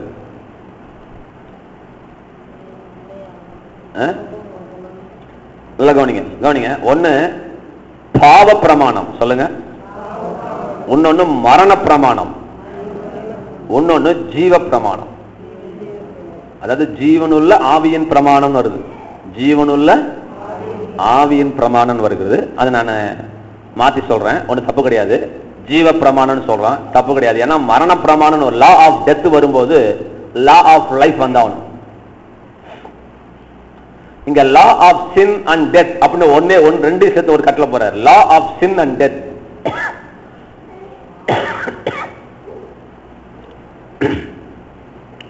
இந்த law of sin and death இத பத்தி கொஞ்சம் புரிஞ்சுக்கோங்க. அது என்ன சார்? மரண பிரமாணம். நல்லா விளங்குங்க. அதான் மரண பிரமாணம். இந்த மரணம்னா என்ன மரணம்? இது ஆவிக்குரிய மரணம், ரைட்டு. இந்த மரண பிரமாணம் எப்படி செயல்படுகிறது? இந்த மரணத்துக்கு அதிபதி யார்? சோர்ஸ் யாரு? ஹெட் ஆஃப் த டிபார்ட்மெண்ட் யாரு? ஆரிஜினேட்டர் யாரு அப்படின்னு பார்க்க போனா யாரு? பிசாஸ். மரணத்தின் அதிகாரியான சாத்தானை மரணத்தினாலே வெல்லும்படிக்கு அப்படின்னு எபிரேயர் 2 வாசிக்கிறோம். அப்ப பிரின்ஸ் ஆஃப் டெத் யாரு அப்படின்னா யாருதான்? சாத்தான். நல்லா நான் வச்சு. இப்ப மரணம் எங்கிருந்து வருது அப்படின்னு சொன்னா சாத்தான் இடத்துல இருந்து வருகிறது. நல்லா கவனிங்க. இந்த மரணத்தை பத்தி கொஞ்ச நேரம் பேசுறேன் பாருங்களேன். இந்த மரணத்துக்கு சில பிரமாணங்கள் இருக்கிறது, சில சட்டத்திட்டங்கள் இருக்கிறது, சில விதிமுறைகள் இருக்கிறது. இந்த மரண பிரமாணத்துக்கு முன்னாடி ஒன்னு விளங்கிக்கோங்க. சரி, நல்லா கவனிங்க. பேனே பாருங்க. இப்ப இந்த பேனாவை நான் கீழே போடல, ஆனா பேனால வந்து நான் 2 விரலை எடுக்கிறேன். இப்ப என்ன நடக்கும்? நான் பேனாவை கீழே போடல, ஆனா நான் பேனாவில இருந்து இந்த 2 விரலை எடுத்த உடனே இந்த பேனாக்கு என்ன ஆச்சு? இதை விளங்கிக்கோங்க. இன்னைக்கு 1, 2, 3 பிரமாணம் சொல்றேன். இப்ப நீங்க கேட்டதில்ல, இப்ப கேட்டதோட நான் ஒன்னொன்னு கேட்கிறேன். இது வந்து லா ஆஃப் கிராவிட்டி. இது வந்து புவியீர்ப்பு விசை. இதுவும் கூட ஒரு விதி தான். நல்லா புரிஞ்சுக்கோங்க. இது வந்து ஒரு இங்கிலீஷ்ல வந்து லா தான். இது வந்து கிராவிடேஷனல் லா ஆஃப் கிராவிட்டி. இது வந்து புவியீர்ப்பு பத்தி ஒரு விதி. இதுக்கு எடுத்தோன்னே கீழே விழுகுது. இதை விளங்கிட்டாதான் இப்ப நீங்க எங்க போக முடியும்? இப்ப லா ஆஃப் டெத்துக்கு போக போறோம் 2. 3வது லா ஆஃப் லைஃபுக்கு போக போறோம். ஜீவனின் பிரமாணத்துக்கு போக போறோம். முதல் இந்த விதி புவியீர்ப்பு விதிக்கு வருவோம், அப்புறம் பாவ விதிக்கு வருவோம், அப்புறம் வந்து பாவ விதி இல்ல சாவு விதிக்கு வரும், மரண விதிக்கு வருவோம், அப்புறம் வாழ்வு விதிக்கு போவோம். விதினா சட்டங்கள், லா, பிரமாணம் எல்லாம் ஒண்ணுதான். நான் வச்சுக்கோங்க. ஒரு பிரமாணம்னு சொல்றாரு, விதி. அப்ப மரணத்துக்கு என்ன பிரமாணம் சொல்றதுக்கு முன்னாடி இப்ப இந்த புவியீர்ப்பு பிரமாணம்னா என்ன?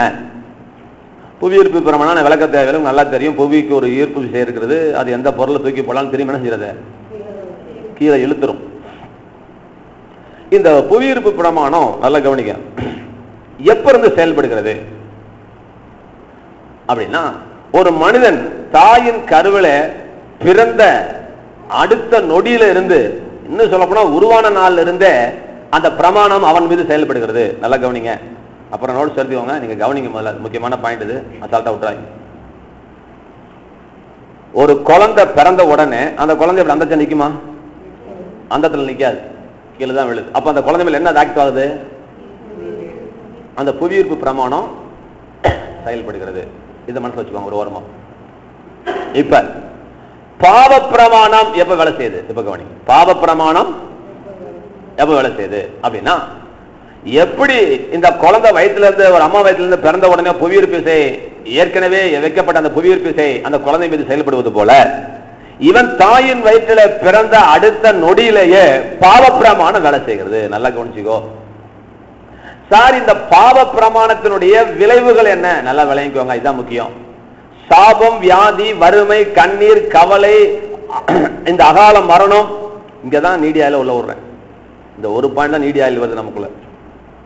இதெல்லாம் எங்க இருந்து வருது சார் அப்படின்னா, இந்த பாவத்தை வேறாக வைத்து இந்த பாவ பிரமாணம் எப்படி மேல வந்து கீழே விட்டா அது விழுகுதோ அது போல பாவம் செஞ்சா நீ தண்டிக்கப்படணும். கவனி, இந்து மதத்தினுடைய அஸ்திபார கொள்கையை தான். ரோக் ஷோக் துக் பரிதாப பந்தன் வியஷ்னா நிஷ ஆத்ம அபராத விர்ஷனா பலானி ஏதாகி தேகினாம். ஆத்மாவாகிய வேறினால், ஆத்மா செய்த பாவத்தினால் மரமாகிய சரீரத்திலே ரோகம் சோகம் துக்கம் என்கின்ற கனிகள் காய்க்கிறது. இதுதான் வந்து இந்து மதத்தினுடைய தத்துவம். அதனால்தான் சொல்றான் பாவத்துக்கு தண்டனையே மன்னிப்பே கிடையாது, தண்டனை தான் சொல்லிட்டு இருக்கான் இந்த வசனத்தை வச்சுக்கிட்டு. இதுதான் நல்லா கொஞ்சம் நான் என்ன சொல்றேன், இதுதான் லா ஆஃப் டெத். இதுதான் விதி. இந்த மரணத்தின் சட்டங்கள் அல்லது பாவத்தின் சட்டங்கள். என்ன பாவம் சட்டம்? நெருப்ப சொட்டா சுடுது இல்லையா? நீ பாவம் செஞ்சவனுக்கு இதெல்லாம் வரும். இது பாவ விதிகள், நல்லா புரிஞ்சுக்கோங்க. இது பாவ பிரமாணம் அல்லது மரண பிரமாணம். பாவத்தினுடைய விளைவு மரணம், அதனுடைய முடிவு வந்து மரணம். பாவத்தின் சம்பளம் மரணம்.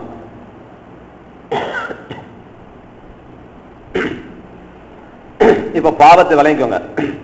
இந்த பாவத்தினுடைய விளைவுகள் என்னென்ன? இன்னைக்கு மனுஷன் பட்டுக்கிட்டு இருக்கிற அத்தனை கஷ்டமும் எங்கிருந்து வந்துச்சு அப்படின்னா, இந்த பாவத்திலிருந்து வந்த காரியங்கள். இது பாவ பிரமாணத்துக்கு கீழாக நம்மளை நடத்தி மரண பிரமாணத்துக்குள்ளாய் நம்மளை வைத்துக் கொண்டிருக்கிறது. இந்த ரெண்டு பாவமும் மரணமும் கிட்டத்தட்ட ஒண்ணுதான். இந்த பாவத்தினுடைய முடிவு தான் மரணம். இந்த பாவம் மரணங்கிற பிரமாணத்துக்கு கீழே இத்தனை காரியங்கள் இருக்கிறது. சரி, இது புரியுதுங்களா ஓரளவுக்கு? இதுவும் பிறந்தோடனே செயல்படுது. புவியீர்ப்பு பிரமாணமும் பிறந்தோடனே செயல்படுது. பாவ பிரமாணமும் செயல்படுது. இப்ப நம்ம பறந்துகிட்டா இருக்கிறோம், இந்த பூமியில் நடந்துகிட்டு இருக்கிறோம். அது போல இந்த பாவ பிரமாணமும் உங்களை கீழே இழுத்துக்கிட்டு தான் இருக்குது. நல்லா கவனிச்சு, இந்த பாவ பிரமாணம் உங்களை கீழே இழுத்துக்கிட்டு தான் கிடக்குது. உங்களை மேல விடாத படிக்கிறது இழுத்துட்டு கிடக்குது அந்த பாவ பிரமாணம். இன்னைக்கு மனுஷன் ஏன் கண்ணீர் வடிக்கிறான், துக்கமா இருக்கிறான்னா, நல்லா கவனிச்சுக்கோ, அவன் மீது பாவ பிரமாணம் செயல்பட்டு கொண்டிருக்கிறது. என்ன செயல்பட்டு இருக்குதுங்க? உதாரணம் சொல்றேன். 7ஆம் அதிகாரத்தில் பவுல் சொல்றாரு, இந்த ஒரு வசனத்தை சும்மா வாசிங்க, ஏன்னா நானா சொல்ல நினைச்சு கூடாது.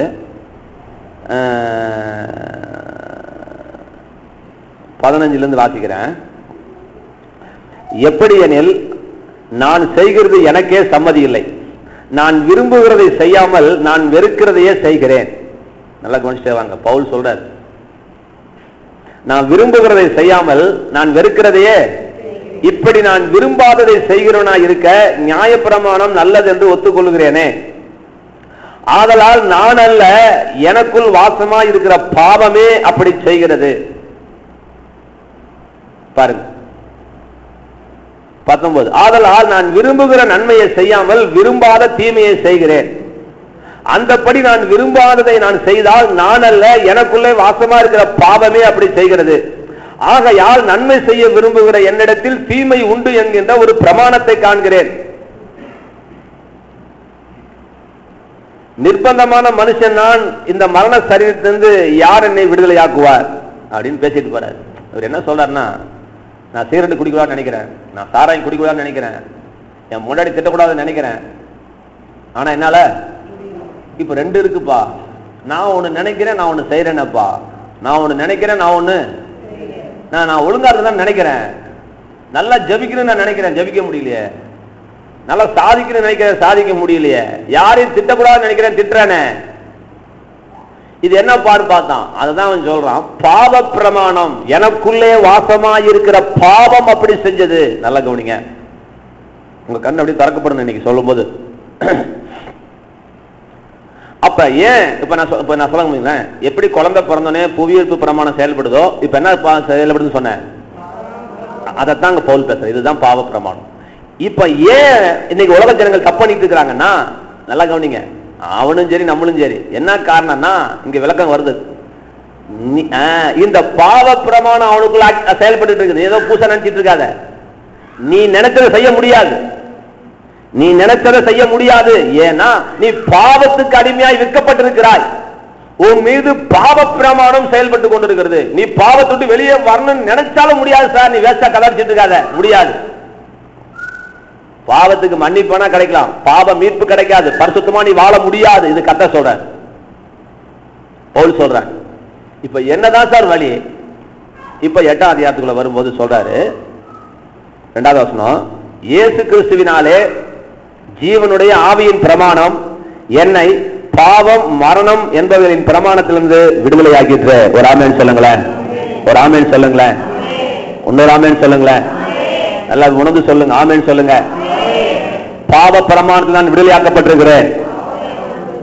சொல்லுங்க, பாவ பிரமாணத்திலிருந்து நான் விடுதலையாக்கப்பட்டிருக்கிறேன். மரண பிரமாணத்திலிருந்து நான் விடுதலையாக்கப்பட்டிருக்கிறேன். இயேசு கிறிஸ்துவாலே ஜீவனுள்ள ஆவியின் பிரமாணத்தினாலே நான் பாவ பிரமாணத்திலிருந்தும் மரண பிரமாணத்திலிருந்தும் விடுதலையாக்கப்பட்டிருக்கிறேன் அப்படின்னு பவுலுக்கு ஒரு குஷி வருது, ஒரு சந்தோஷப்படுறான். அப்பா இப்பதாப்பா எனக்கு விடுதலை வந்திருக்குது. இந்த விடுதலை எங்க இருந்து வருது? இயேசு கிறிஸ்துவுக்குள்ளாய் வருகிறது. இந்த விடுதலையின் நாயகன் யாரு? இந்த life of the law of life. அப்ப இந்த ஜீவனினுடைய சட்டம், இந்த ஜீவ பிரமாணம், ஜீவனுடைய ஆவியின் பிரமாணம், இது எங்க இருந்து வருது? இது இயேசு கிறிஸ்து தான் ஜீவாதிபதி என்று வேதம் சொல்கிறது. ஜீவனின் அதிபதி, ஜீவனின் அதிபதியான கிறிஸ்துவின் ஒரு பாட்டு வரும். அவர் தான் ஜீவனின் அதிபதி, பிசாசு மரணத்தின் அதிபதி. இவர் தான் பிரின்ஸ் ஆஃப் லைஃப், அவன் பிரின்ஸ் ஆஃப் டெத் அவன். அப்ப இதனுடைய ஆரிஜினேட்டர் இயேசு. அப்ப இங்க ஜீவன் இவரிடத்திலிருந்து புறப்பட்டு வருகிறது. இந்த ஜீவனுடைய ஆவியினாலே தேவன் இப்ப என்ன செஞ்சாரு? நமக்குள்ள ஜீவனை கொடுத்து மரணம் பாவம் என்கின்ற பிரமாணத்திலிருந்து, இப்ப நல்ல மண்டல ஏத்திக்கோங்க, இப்ப ரட்சிக்கப்பட்ட நமக்குள்ள பாவ பிரமாணம் செயல்பட முடியாது. இது விளைவிக்கோங்க, இதுதான் விஷயம். இது யாருக்கும் தெரியாது. அவரு சொல்றாரு, பாவ பிரமாணம் நினைஞ்சிட்டேன் இப்ப அப்படின்னா அப்படியே நிக்கணும். விடுதலை ஆயிடுச்சுன்னா விடுதலை ஆயிடுச்சு, அதோட நிக்கணும், அவ்வளவுதான். அதுக்கு மேல பேச்சலாம் பேசணும். என்னங்க பாவம் செய்யறனே, அதெல்லாம் அப்புறம் பேசணும்.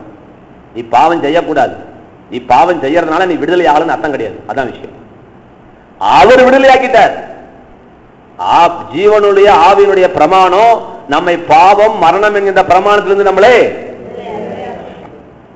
விடுதலை ஆக்கிருச்சு. இப்ப பாவ பிரமாணம் செயல்படக்கூடாது, செயல்படாது. நான் உதாரணம் சொல்றேன். தப்பு செஞ்சா தண்டனை, இது பழைய ஏற்பாட்டுல. சரியா தப்பா? தப்பு செஞ்சா தப்பு, குற்றமான சாட்சி, சமாதானம் இல்ல, பலி. புதிய ஏற்பாட்டுல என்ன செய்ய போறீங்க? தப்பு செஞ்சிருங்க, இப்ப சொல்லுங்க, இப்ப ஆட்டுக்கடா வெட்ட போறதில்ல, இப்ப என்ன செய்ய போறோம்? அறிக்கை செய்றீங்க, கர்த்தருடைய இரத்தம் மன்னிக்கப்படுகிறது, நம்ம வெளியே வரோம். இப்ப நல்லா கவனிங்க, நான் ஒரு புது கதை சொல்றேன் பாருங்க. இப்ப பாவ பிரமாணமே உனக்குள்ள செயல்படக்கூடாது. பாவ பிரமாணமே. ஒரு அம்மா என்கிட்ட கேக்குது, உனக்கு ஏன் காய்ச்சல் வந்துச்சு, என்ன காரணம்? கேட்கிற கேள்வி ரைட்டு தான். பழைய ஏற்பாடு வரைக்கும் இது சரிதான். பழைய ஏற்பாடு வரைக்கும் இது. புதிய ஏற்பாட்டில் கர்த்தர் சொல்றாரு, இந்த பாவ பிரமாணத்திலிருந்து நீ விடுதலையாக்கப்பட்டிருக்கிறாய். அதுக்காக நீ பாவம் செய்யலாம் நான் சொல்லல. நீ பாவம் செஞ்சா கர்த்தர் பார்த்துக்கிட்டு இருப்ப, அந்த பேச்சுக்கெல்லாம் நான் போல. பாவத்துக்கு இந்த தண்டனைன்னு சொல்லி நீ பேசுற பத்தியா, இது எங்க இருந்து இருந்ததா? இது பாவ பிரமாணம். இந்த பாவ பிரமாணத்திலிருந்து கர்த்தர் உன்னை வேறு அறுத்து உன்னை ஜீவனை தருகிற ஆவியினுடைய பிரமாணத்துக்குள்ளாய் கர்த்தர் நம்மளை வைத்திருக்கிறார். என்ன நான் உங்களுக்கு புரிய வைக்கிறேன் பாருங்க. இப்ப இந்த ஆவியின் பிரமாணம், இந்த மரண ஜீவனின் பிரமாணம், சாரி, மரணத்துக்கு ஆப்போசிட் ஜீவன். இந்த லா ஆஃப் லைஃப், ஜீவனின் பிரமாணம் எப்போ ஒருத்தனுக்குள்ள செயல்படுது? இப்ப நல்லா கவனிக்கலாமா? அப்படின்னா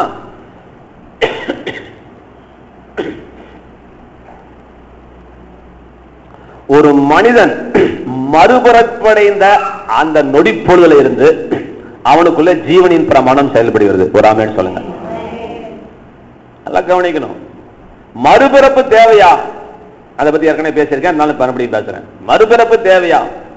ஒரு கழுதைய என்னதான் குதிரைக்கு போற புல்ல கொடுத்து, குதிரை கொடுக்கிற கோச்சிங்க கொடுத்து, குதிரைக்கு போற ட்ரெஸ்ஸை கொடுத்து, குதிரை மாதிரி சேவிங் பண்ணி ரேஸ்ல கொண்டு வந்து நிப்பாட்டினா இந்த கழுதை குதிரை மாதிரி ஓட முடியுமா? முடியாது. ஒரு 50 வருஷமா அடிமையா இருந்த ஒருத்தனை கொண்டு போய் திடீர்னு கொண்டு போய் ராஜா ட்ரெஸ் போட்டுட்டு சிங்காசனத்துல உட்கார்னா அவனுக்கு சிங்காசனத்துல உட்காரன்னு கூட தெரியாது, மத்தவனை எப்படி மிரட்டணும்னு கூட தெரியாது. யாராவது ஹேய் அப்படின்னு சொன்னா கூட வேஞ்சிக்குவான். ஏன்னா இவனுக்கு அது இவனு வராது. ஏன்னா இவன் ரத்தத்துல ஊர்னது வந்து இந்த அடிமைத்தனங்கள். அப்ப கர்த்தர் பார்த்தாரு, பாவிலே ஊர்ன நம்மளை பிடிச்சிட்டு பரிசுத்தமா இருந்தான். என்னைக்கு பரிசுத்தமாக போறான் இவன்? என்னைக்கு? இப்ப என்ன தேவை? இவன் பரிசுத்தமாறதுக்கு இவனுக்கு என்ன சொல்லி கொடுத்தாலும் பரிசுத்தமாக மாட்டான். ஹலோ, நல்ல கவனிங்க. என்ன சொல்லி கொடுத்தாலும் இவனை என்னதான் டீச் பண்ணாலும் இவன் என்ன செய்ய முடியாது. இதுக்கு ஒரே ஒரு வழியா தெரியுமா? இவன் ஒரு தடவை செத்து ஒரு தடவை பிறக்கும். ஆமேன்னு சொல்லுங்க. ஒரு சாவு தான் அவனுக்கு முடிவு. இவன் செத்து இவன் மறுபடியும் பிறக்கும். இதுதான் மறுபிறப்பு. நல்லா கவனிச்சுக்கோங்க. கழுதைய குதிரையா மாறுனா மாறாதுங்க. இப்ப கழுதைய சாகடிச்சிட்டு குதிரையா நம்மளை எழுப்புறாரு. ஆமேன்னு சொல்லுங்களேன். இதுதான் மறுபிறப்பு. இதுக்குதான் மறுபிறப்பு தேவை. அடிமையா இருந்த இப்ப ராஜாவாக முடியலையே. இப்ப என்ன செய்யலாம்? நீ செத்து ராஜாவா மறுபடியும் பெற. ஹலோ, ஆமேன்னு சொல்லுங்க. இவன் ராஜாவா பிறந்தாதான் ராஜாவா சிங்காசன ஆளுகை செய்ய முடியும். இவன் குதிரைக்கு பிறந்தாதான் குதிரை போல சண்டை போட முடியும். ஆமேன்னு சொல்லுங்களேன். இவன் கழுதைக்கு பிறந்த வரைக்கும் இவன் குதிரையாகவே முடியாதுன்னு கர்த்தர் தெரிஞ்சுக்கிட்டாரு. ஒரு மனிதனுக்கு மறுபிறப்பு தேவைன்னு முடிவு பண்ணார். ஆமேன்னு சொல்லுங்க. இப்ப நமக்கு ஒரு மறுபிறப்பை தேவன் தந்தார். இதெல்லாம் அற்புதமான ஒரு சத்தியம். அமெரிக்கால தான் இருக்கு, தமிழ்நாட்டில் எங்கேயும் வரல. இதெல்லாம் அமெரிக்க நாடு சத்தியங்கள். அது கர்த்தருக்கு சோதரம். அப்ப மறுபிறப்புல இவ்வளவு பெரிய ரகசியத்தை வச்சிருக்கிறார். ரைட். இப்ப எப்ப இவன் மறுபிறப்பு அடைந்தானோ அந்த நொடிப்பொழுதுல இந்த லா ஆஃப் லைஃப் அவனுக்கு செயல்படுது. ஆமென் சொல்லுங்க. நல்லா விளங்கிக்கோங்க. ஒருத்தன் ஏன் பாவம் செய்யறான், அவனுக்கு ஏன் வியாதி வருதுன்னா பாவ பிரமாணத்தின் அடிப்படையில அவனுக்கு மரணம் சம்பவிக்குது. ஏன் டைவர்ஸ் வாங்கினா பாவ பிரமாணத்தின் அடிப்படையில அது மேல அவன் மேல அது இயங்குறதுனால அவனுக்கு என்ன வந்துச்சு? பாவத்தினுடைய விளைவாகிய சண்டை, சச்சரவு, பலகீனம், குடும்ப பிரச்சனை இதெல்லாம் வந்துச்சு. இப்ப என்னைக்கு நீ இயேசுவை ஏத்துக்கிட்டியோ அன்னைக்கு இந்த உறவை அறுத்துட்டாரா கர்த்தர். இப்ப நீ மறுபடியும் பிறந்திருக்கிறாயா? இப்ப உண்மையால அந்த விதி செயல்படாது. இப்ப இன்னொரு விதி செயல்படுகிறது. ஆமென் சொல்லுங்க. என்ன விதி? ஜீவ பிரமாணம். நல்லா சொல்லுங்க, ஜீவ பிரமாணம். இந்த ஜீவ பிரமாணம் உனக்குள்ள செயல்பட ஆரம்பிச்ச உடனே இப்ப என்ன நடக்குது பாருங்க. சுகம், பலன், ஜீவன், ஆரோக்கியம், சந்தோஷம், மகிழ்ச்சி இப்படிப்பட்ட காரியங்கள் உனக்குள்ளே வர ஆரம்பிக்கிறது. இன்னொரு விஷயம் இருக்கு. இன்னொரு விஷயம் சொல்றேன். இன்னும் வெளிப்பாடுக்குள்ள போல, வெளிப்பாடுக்குள்ள போயிடுவாங்க. 10 நிமிஷத்துல போயிடுவேன். ஒரு குழந்தை பிறந்த உடனே கை இருக்கு, கால் இருக்குது, மூக்கு இருக்குது. ஆனா செயல்படுதா? நல்ல கவனிச்சுவாங்க. இதே போல நாமும் மறுபிறப்படைந்த அடுத்த நொடி பொழுதுல நமக்குள்ள சந்தோஷம், சமாதானம், மகிழ்ச்சி, வெற்றி வந்துருமானா வராது. ஹலோ, கவனிங்க. அதான் சொல்ல வர. மறுபிறப்பு தான் பிறந்திருக்கிறீங்க, நீங்க இன்னும் மெச்சூர் ஆகல. ரைட்டுங்க. இப்ப என்னங்க செய்யலாம்? இப்ப ஒண்ணு நல்லா தெரிஞ்சுக்கோங்க. இந்த கால ஒரு குழந்தைக்கு இன்னைக்கு அபிஷேகம் வேற என்ன? ஆகாசுக்கு கால் இருக்குது. இன்னைக்கு நம்மள மாதிரி அவன் நடக்கல. இந்த காலை பார்த்தோன்னே நம்ம கணிக்கிறோம். நம்மள மாதிரி அவனுக்கு கால் இருக்குது. நிச்சயமா நம்மள போல அவன் நடப்பான். நம்மள போல அவனுக்கு வாய் இருக்குது. இவனு நம்மள போலவே பேசுவான். இப்ப அந்த கை வெயிட் தூக்குமா? தூக்காது. இந்த வாய் இப்ப பேசுதா? கியான் கியான் கத்திட்டு தான் இருக்கிறான், அவளையே பேச மாட்டேங்கிறான். ஆனா அந்த வாய் பேசாதா? பேசும். இதுக்கு பேர் ஆங்கிலத்துல பொட்டன்ஷியல். அது எழுதிச்சுக்கோ, பொட்டன்ஷியல். எனக்கே அந்த வார்த்தைக்கு அர்த்தம் தெரியாம இருந்துச்சு. பொட்டன்ஷியல்னா திறமை நினைச்சிட்டு இருந்தேன். ஆனா பொட்டன்ஷியல்னா என்ன அப்படின்னா நல்லா விளையாங்க. அது அர்த்தம் தெரியுமா? பொட்டன்ஷியலுக்கு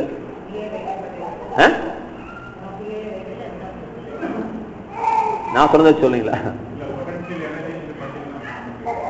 கவனிங்க.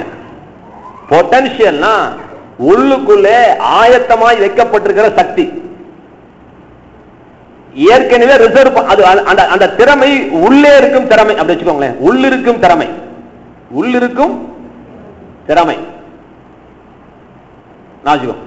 இப்ப என்ன ஆச்சுன்னா, இப்ப அந்த குழந்தைக்கு பொட்டன்ஷியல் இருக்குது.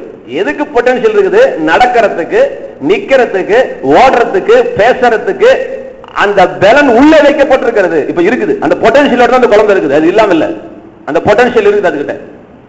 நல்லா புரிஞ்சுட்டீங்களா? இது போல என்னைக்கு நீ இயேசுவை தெய்வம்னு சொன்னியோ அன்னைக்கே நீ சுகத்தோடு வாழ, வெற்றியோடு வாழ, ஐஸ்வர்யத்தோடு வாழ்வதற்கான எல்லா பொட்டன்ஷியலையும் கர்த்தர் உனக்குள்ள வைத்திருக்கிறார். நீ நிச்சயமா சம்பாதிக்க முடியும். நீ நிச்சயமா வெற்றி வாழ்க்கை வாழ முடியும். நீ நிச்சயமாய் பரிசுத்த வாழ்க்கை வாழ முடியும்.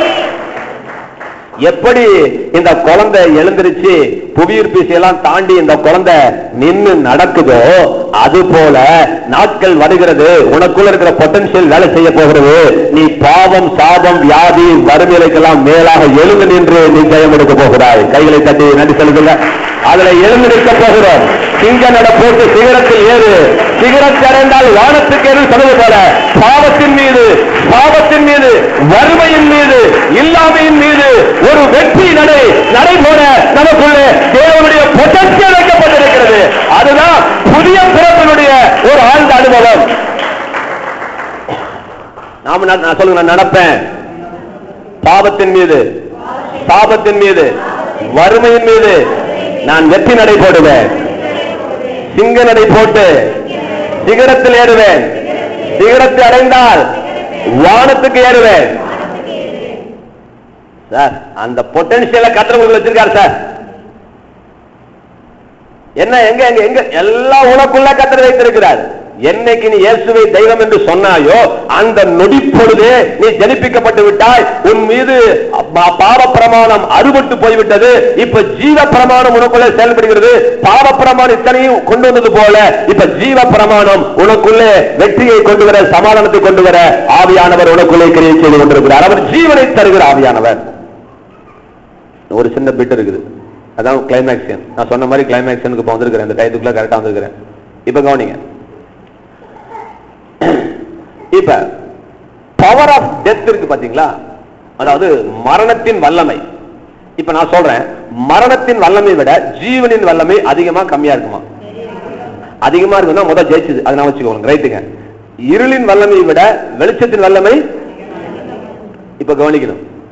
இப்ப இந்த இடத்துல இருட்டு இருக்குது, நல்லா கவனிங்க. இந்த இடத்துல இப்ப இருட்டு இருக்குது, தெரியுமா உங்களுக்கு?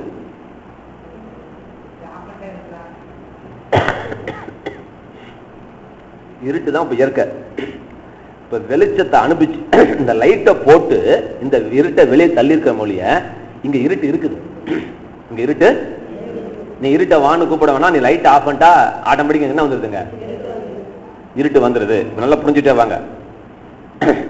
இதை சொன்னதை பார்த்ததுக்கு புரிய போறீங்க. என்னன்னா, இந்த லா ஆஃப் புல்லிங், இந்த புவியீர்ப்பு விசையை பத்தி கொஞ்ச நேரம் பேசுறேன். லா ஆஃப் புல்லிங், புல்லிங்னா இழுப்பு விசை. இப்போ புல்லிங், இந்த லா ஆஃப் புல்லிங் வந்து உலகத்தில் இருக்கிற அத்தனை ஜடப்பொருள் மேலையும் திடப்பொருள் மேலையும் அது செயல்பட்டு கொண்டிருக்கிறது. சரி, ஓகே சார். இப்ப எல்லாம் என்ன நினைச்சாங்க, இந்த புவியீர்ப்பு விசையை உலகத்துல ஒரு கொம்பனாலையும் ஜெயிக்க முடியாது. ஒரு கொம்பனாலையும், நல்லா புரியுதா பாருங்க. இதை கையெடுத்து என்ன ஆகுது, பேனா. இப்ப இதை தாண்டி இந்த பேனாவை கொண்டு போக முடியாது, இது அந்த நிக்க வைக்க முடியாது. இந்த புவியீர்ப்பு விசை தான் பெரிய சக்தி அப்படின்னு நினைச்சிட்டு இருந்தாங்க. ஒரு தான் சொல்றேன். இப்ப என்ன நடந்துச்சு அப்படின்னா, ஏற்கனவே கதை சொல்லியிருக்கிறேன். ரைட் பிரதர்ஸ்ங்கிறவங்க ஏரோப்ளேன் கண்டுபிடிச்சாங்க. அவங்க அப்பே வந்து பெந்தகோஸ்தக்காரன். நீ என்ன தூதர் போல பறக்க போறியா, இது நீ வந்து பைபிளுக்கு விரோதமா நீ செயல்படுற, நீ முதல்ல நிப்பாட்டு இந்த கண்டுபிடிப்ப அப்படின்னு சொல்லி சத்தம் போட்டு அவங்க அப்பையும் திட்டி, அவங்க அப்பனை போட்டா கழுத்து போயிலன்னு சொல்லி 2 பேரும் முக்கி கண்டுபிடிச்சதுனால தான் ஏரோப்ளேன்ல போயிட்டு இருக்கிறோம். இப்ப இவன் என்ன சொன்னா, இந்த ரைட் பிரதர்ஸ் என்ன பார்த்தாங்க, புவியீர்ப்பு விசை கீழே இழுக்கும் பொழுது அதை தாண்டுவதற்கு ஒரு விதியை தேவன் வைத்திருக்க மாட்டாரா அப்படின்னு சிந்திச்சான். நிச்சயம் வச்சிருக்கிறாருங்க. அது என்னங்க, இது வந்து லா ஆஃப் புல்லிங், அது பேரு லா ஆஃப் லிப்டிங், தூக்கு விசை. சொல்லுங்க. அத சார்லஸ் கேப்ஸ் என்ன சொல்றாரு அப்படின்னா, the law of thrust and lift அப்படிங்கிறார். உந்து விசையும் தூக்கு விசையும் செயல்படும் பொழுதுதான் அந்த ஏரோப்ளேன் லிப்ட் ஆகுது அப்படிங்கிறார் அவரு. நம்ம வார்த்தைக்காக புல்லிங் லிப்டிங், புல்லிங்னா இழுக்கிறது, லிப்டிங்னா தூக்குறது. இந்த லா ஆஃப் புல்லிங் என்ன செய்யுது, ஒரு பொருளை கீழே இழுக்குது. இந்த லா ஆஃப் லிப்டிங் இன்னொரு லா ஆண்டவர் வச்சிருக்காரு. இந்த லா என்ன செய்யுது, இந்த தூக்கு விதி என்ன செய்யுதுன்னா ஒரு பொருள் அப்படியே ஜிவ்வுன்னு தூக்குது. இப்ப கவனி, இப்ப என்ன சொல்ல வரேன்னு கேளுங்களேன்.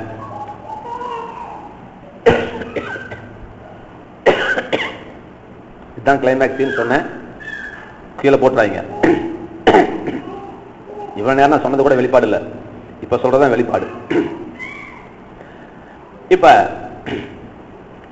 ஏரோப்ளேன் போல நம்மள கத்தர் நினைஞ்சிட்டாரு, மறுபிறப்புக்குள்ளாய் கத்தர் கொண்டு வந்திருக்கிறார். அதெல்லாம் என்ன வச்சுக்கொள்ளுங்க.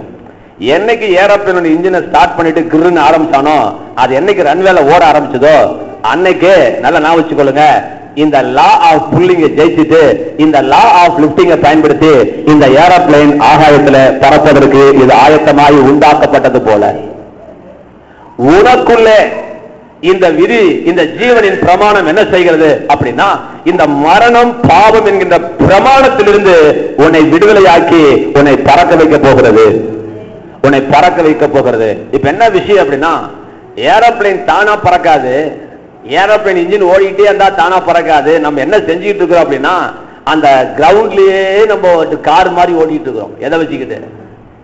ஏரோப்ளேனை வச்சுக்கிட்டு நீ கிரவுண்ட்ல ஓடிட்டு இருக்கிற. நம்மளால பறக்க முடியாது, நம்மளால பறக்க முடியாது, நம்மளால பறக்க. கர்த்தர் சொல்றாரு, நீ என்னைக்கு இயேசு கிறிஸ்துவை தெய்வமாக தெரிந்து கொண்டாயோ அன்றைக்கே நீ பறப்பதற்கான பொட்டன்ஷியலை நான் உனக்குள்ள வைத்திருக்கிறேன். நீ பறக்க முடியும், நீ ஜெயிக்க முடியும், நீ சாதிக்க முடியும், இயற்கையை மேற்கொள்ள முடியும், புவியீர்ப்பு விசையை மேற்கொள்ள முடியும், பாவ விசையை நீ மேற்கொள்ள முடியும், மேற்கொள்ள முடியும். உனக்குள்ள அந்த விசையை தேவன் வைத்திருக்கிறார்.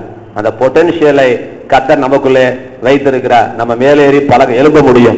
பாவத்தின் மீது, சாபத்தின் மீது, வியாதியின் மீது, வறுமையின் மீது ஒரு பூரண ஜெயத்தை நாம் எடுக்க நம்மளால முடியும். கண்களை மூடுங்க, நம்ம ஜெயிப்போம். இதனுடைய தொடர்ச்சி கொஞ்சோண்டு இருக்கு, அதை முசல்ல முடிப்பேன். சும்மா கொஞ்சம், ரொம்ப பெரிய விஷயம் இல்லை, சின்ன விஷயம் தான். இருந்தாலும் கண்களை மூடுவோம். இந்த ஏரோப்ளேன் எனக்கு ரொம்ப பிடிச்சது. இந்த ஏரோப்ளேனுக்குள்ள அந்த விசை, அந்த இன்ஜின் ஸ்டார்ட் பண்ண உடனே, இப்ப இன்னொரு கவனிக்கணும், சொல்ல வந்தது முக்கியமான விஷயம், கண்ண மூடிட்டு கேளுங்க. இப்ப ஏரோப்ளேன் பறந்துகிட்டு இருக்கும் பொழுது அதன் மீது புவியீர்ப்பு விசை செயல்படுகிறதா இல்லையா? என்னங்க? செயல்படுகிறது. நல்லா நான் வச்சுக்கோங்க, செயல்படுகிறது. அதை தாண்டி தான் அது மேல போகுது. நல்லா விளங்கிக்கோங்க. உங்க மேல அந்த பாவ பிரமாணம் அது செயல்பட முயற்சிச்சுட்டே இருக்கிறது. ஆனா அதால முடியாது. ஏன்னா நீங்க இப்ப பறக்கிற கட்டத்தில் உட்கார்ந்துட்டு இருக்கீங்க, பறந்து கொண்டிருக்கிறீர்கள். இப்ப நல்லா கவனிக்கணும்.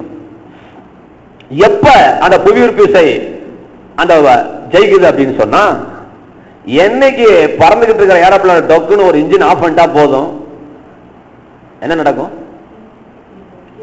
கீழே விழுந்து. இப்ப புவியீர்ப்பு விசை கட்டுப்படுது.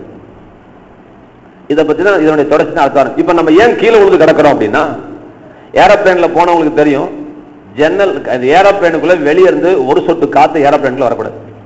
இது கவுந்துரும், ஏரோப்ளேன் கவுந்துரும். அவ்வளோ பவர்ஃபுல்லான கிளாஸ் போட்டு தான் ஜன்னலை மூடி இருப்போம். கம்ப்ளீட் ஏசி தான், வெளியே இருந்து காத்து வரவே வராது. கக்கூசுக்கு போனா கூட வராது, வேக்குவத்தில் தான் இருப்போம். நீ கக்கூசுக்கு நீ வெளியே போனா கூட அது கீழே விழுவுறமா, அங்கிருந்து ஒரு இடத்துக்கு போய் அதுக்கப்புறம் தான் கிளீன் பண்றோம். காத்து எந்த ரூபத்திலையும் அது உள்ளுக்குள்ள போக முடியாது. போச்சுன்னா இது பறக்காது. இப்ப தேவன் பாருங்க நம்மளை எப்படி டிசைன் பண்ணியிருக்காரு பாருங்களேன். இது ஒரு ஏரோப்ளேனை போல நம்ம டிசைன் பண்ணியிருக்கிறார். என்னைக்கு இந்த பயம், இந்த கவலை, இந்த கண்ணீர், இந்த துக்கம், வெக்கம் இதெல்லாம் உள்ளுக்குள்ள வருதோ அன்னைக்கே உனக்கும் ஆண்டவருக்கு இருக்கிற அந்த லைஃப் கம்யூனிகேஷன் அப்படியே கட் ஆகும். இதை பத்தி அடுத்த வாரம் பேசுறேன். இன்ஜின் ஆஃப் பண்ண உடனே எப்படி புவியீர்ப்பு செயல்படுகிறதோ அது போல உனக்கும் தேவனுக்கு இருக்கிற அந்த ஐக்கியத்துல, அந்த உறவில பிளவு வந்த உடனே, விரிசல் வந்த உடனே நீ பறக்க முடியாம தடுமாறுற. இதான் விஷயம். நீ ஏன் பறக்க முடியல, நீ ஏன் ஜெயிக்க முடியல, உன்னால ஏன் வெற்றிகரமா வாழ முடியல அப்படின்னா, நீ நினைக்கிறது போல பெரிய விஷயம் ஒண்ணு இல்ல. ஏற்கனவே பாவ பிரமாணத்தை கர்த்தர் அறுத்தறிஞ்சிட்டாரு. நீ அதை பத்தி பேச வேண்டிய அவசியமே இல்ல. நீ இப்ப நினைச்சா பறக்கலாம். நீ பறக்காததுக்கு என்ன காரணம்? உனக்கும் தேவனுக்கும் இருக்கிற அந்த உறவில, அந்த ஐக்கியத்துல விரிசல் உண்டாகி இருக்கிறது, பிளவு உண்டாகி இருக்கிறது. அந்த பிளவுக்கு காரணம் என்ன?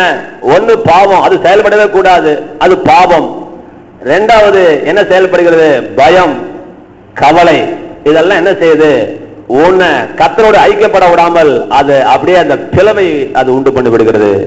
இப்ப ஏரோப்ளேனால பறக்க முடியல, வெளிக்காத்து உள்ளுக்குள்ள வந்தது போல இந்த ஏரோப்ளேன் பறக்க முடியாமல் தடுமாறது போல இவர்களால் வெற்றியுள்ள ஒரு வாழ்க்கை வாழ முடியாமல் போய்விடுகிறது.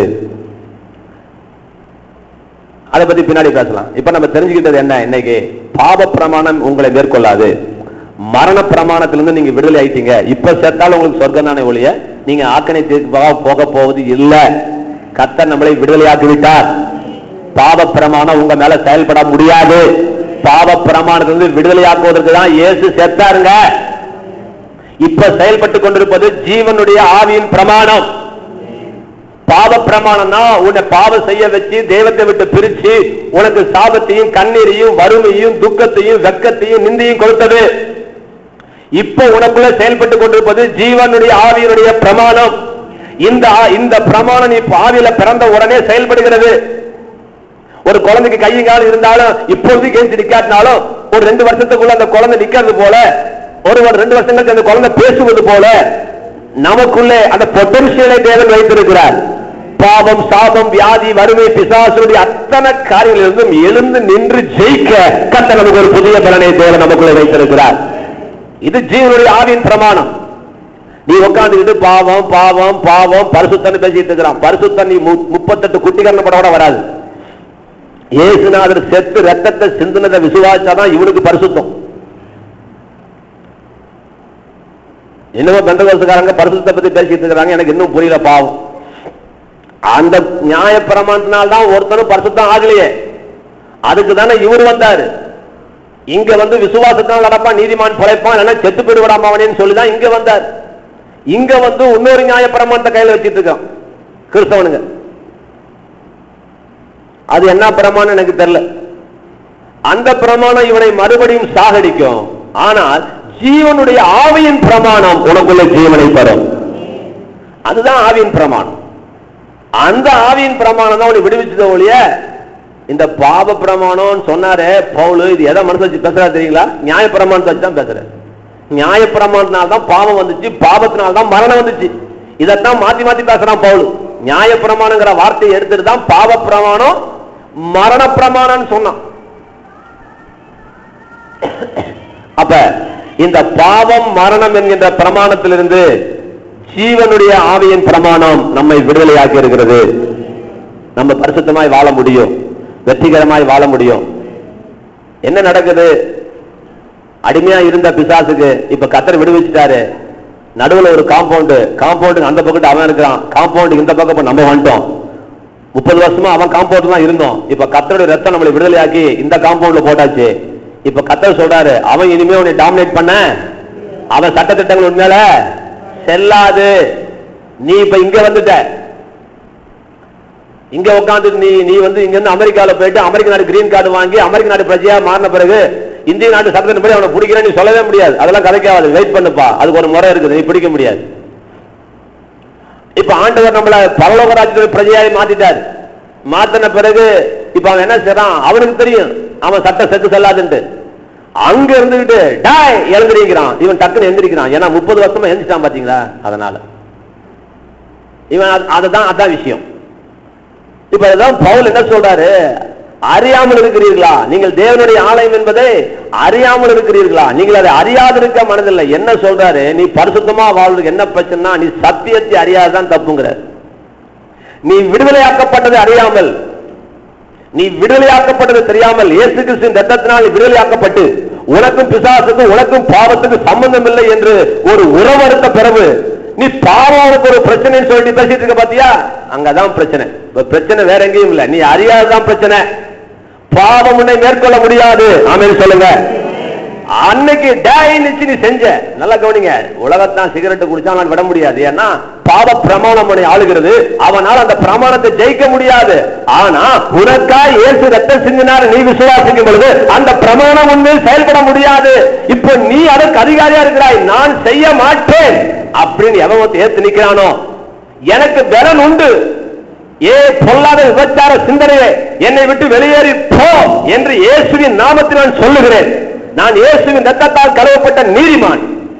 நான் பாவம் செய்ய முடியாது. என்னை அடக்க உன்னால் முடியாது. என்னை பாவம் செய்ய வைக்க உன்னால் முடியாது. என்னை வறுமை கோட்டுக்குள் வைக்க உன்னால் முடியாது அப்படின்னு நிக்கணும். அதான் உண்மை. அதான் உண்மை. என்ன எனக்கு அப்ப என்ன உதாரணம் கொடுத்தாருன்னா, செயின் காலில் கட்டி இருக்குது, யானை இழுத்து இழுத்து பாக்குது. இப்ப யானையால் இழுக்க முடியல. இப்ப செயின் அறுத்துட்டாரு.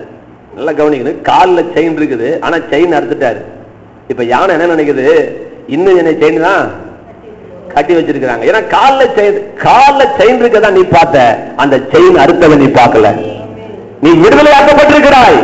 பாவம் மரணம் என்கின்ற பிரமாணத்திலிருந்து நீ விடுதலையாக்கப்பட்டிருக்கிறாய். இப்ப நீ செய்யற பாவத்தை வச்சு வேற முடிவு பண்ணாத. பாவம் உன்னை நீ தெரியாதனால உன்னை ஏமாத்திட்டு இருக்குது. உன்னை அதை அடிமை போல உன்னை பாதித்துக் கொண்டிருக்கிறது. ஏன்னா உனக்கு விடுதலை வந்தது தெரியல. நீ விடுவிக்கப்பட்டிருக்கிறாய். ஆமென் சொல்லுங்க. நீங்கள் சந்தோஷமாய் புறப்பட்டு போங்க. நீங்கள் விடுதலையாக்கப்பட்டிருக்கிறீர்கள். டெய்லி சொல்லுங்க, நான் பாவம், சாபம், வியாதி, வறுமையின் வல்லங்களில் நான் விடுதலையாக்கப்பட்டிருக்கிறேன். வறுமைக்கு என் மீது அதிகாரம் இல்லை, பாவத்துக்கு என் மீது அதிகாரம் இல்லை, சாபத்துக்கு என் மீது அதிகாரம் இல்லை, வியாதிக்கு என் மீது அதிகாரம் இல்லை. தான் சத்தியம். சத்தியத்தை அறியுங்கள், சத்தியம் உங்களை விடுதலையாக்கும். கண்களை மூடுங்க, ஜெபிப்போம். சர்வ வல்லமுடைய நல்ல ஆண்டவரே, அகால மரணத்துக்கெல்லாம் சம்பந்தமே கிடையாது. அகாலம்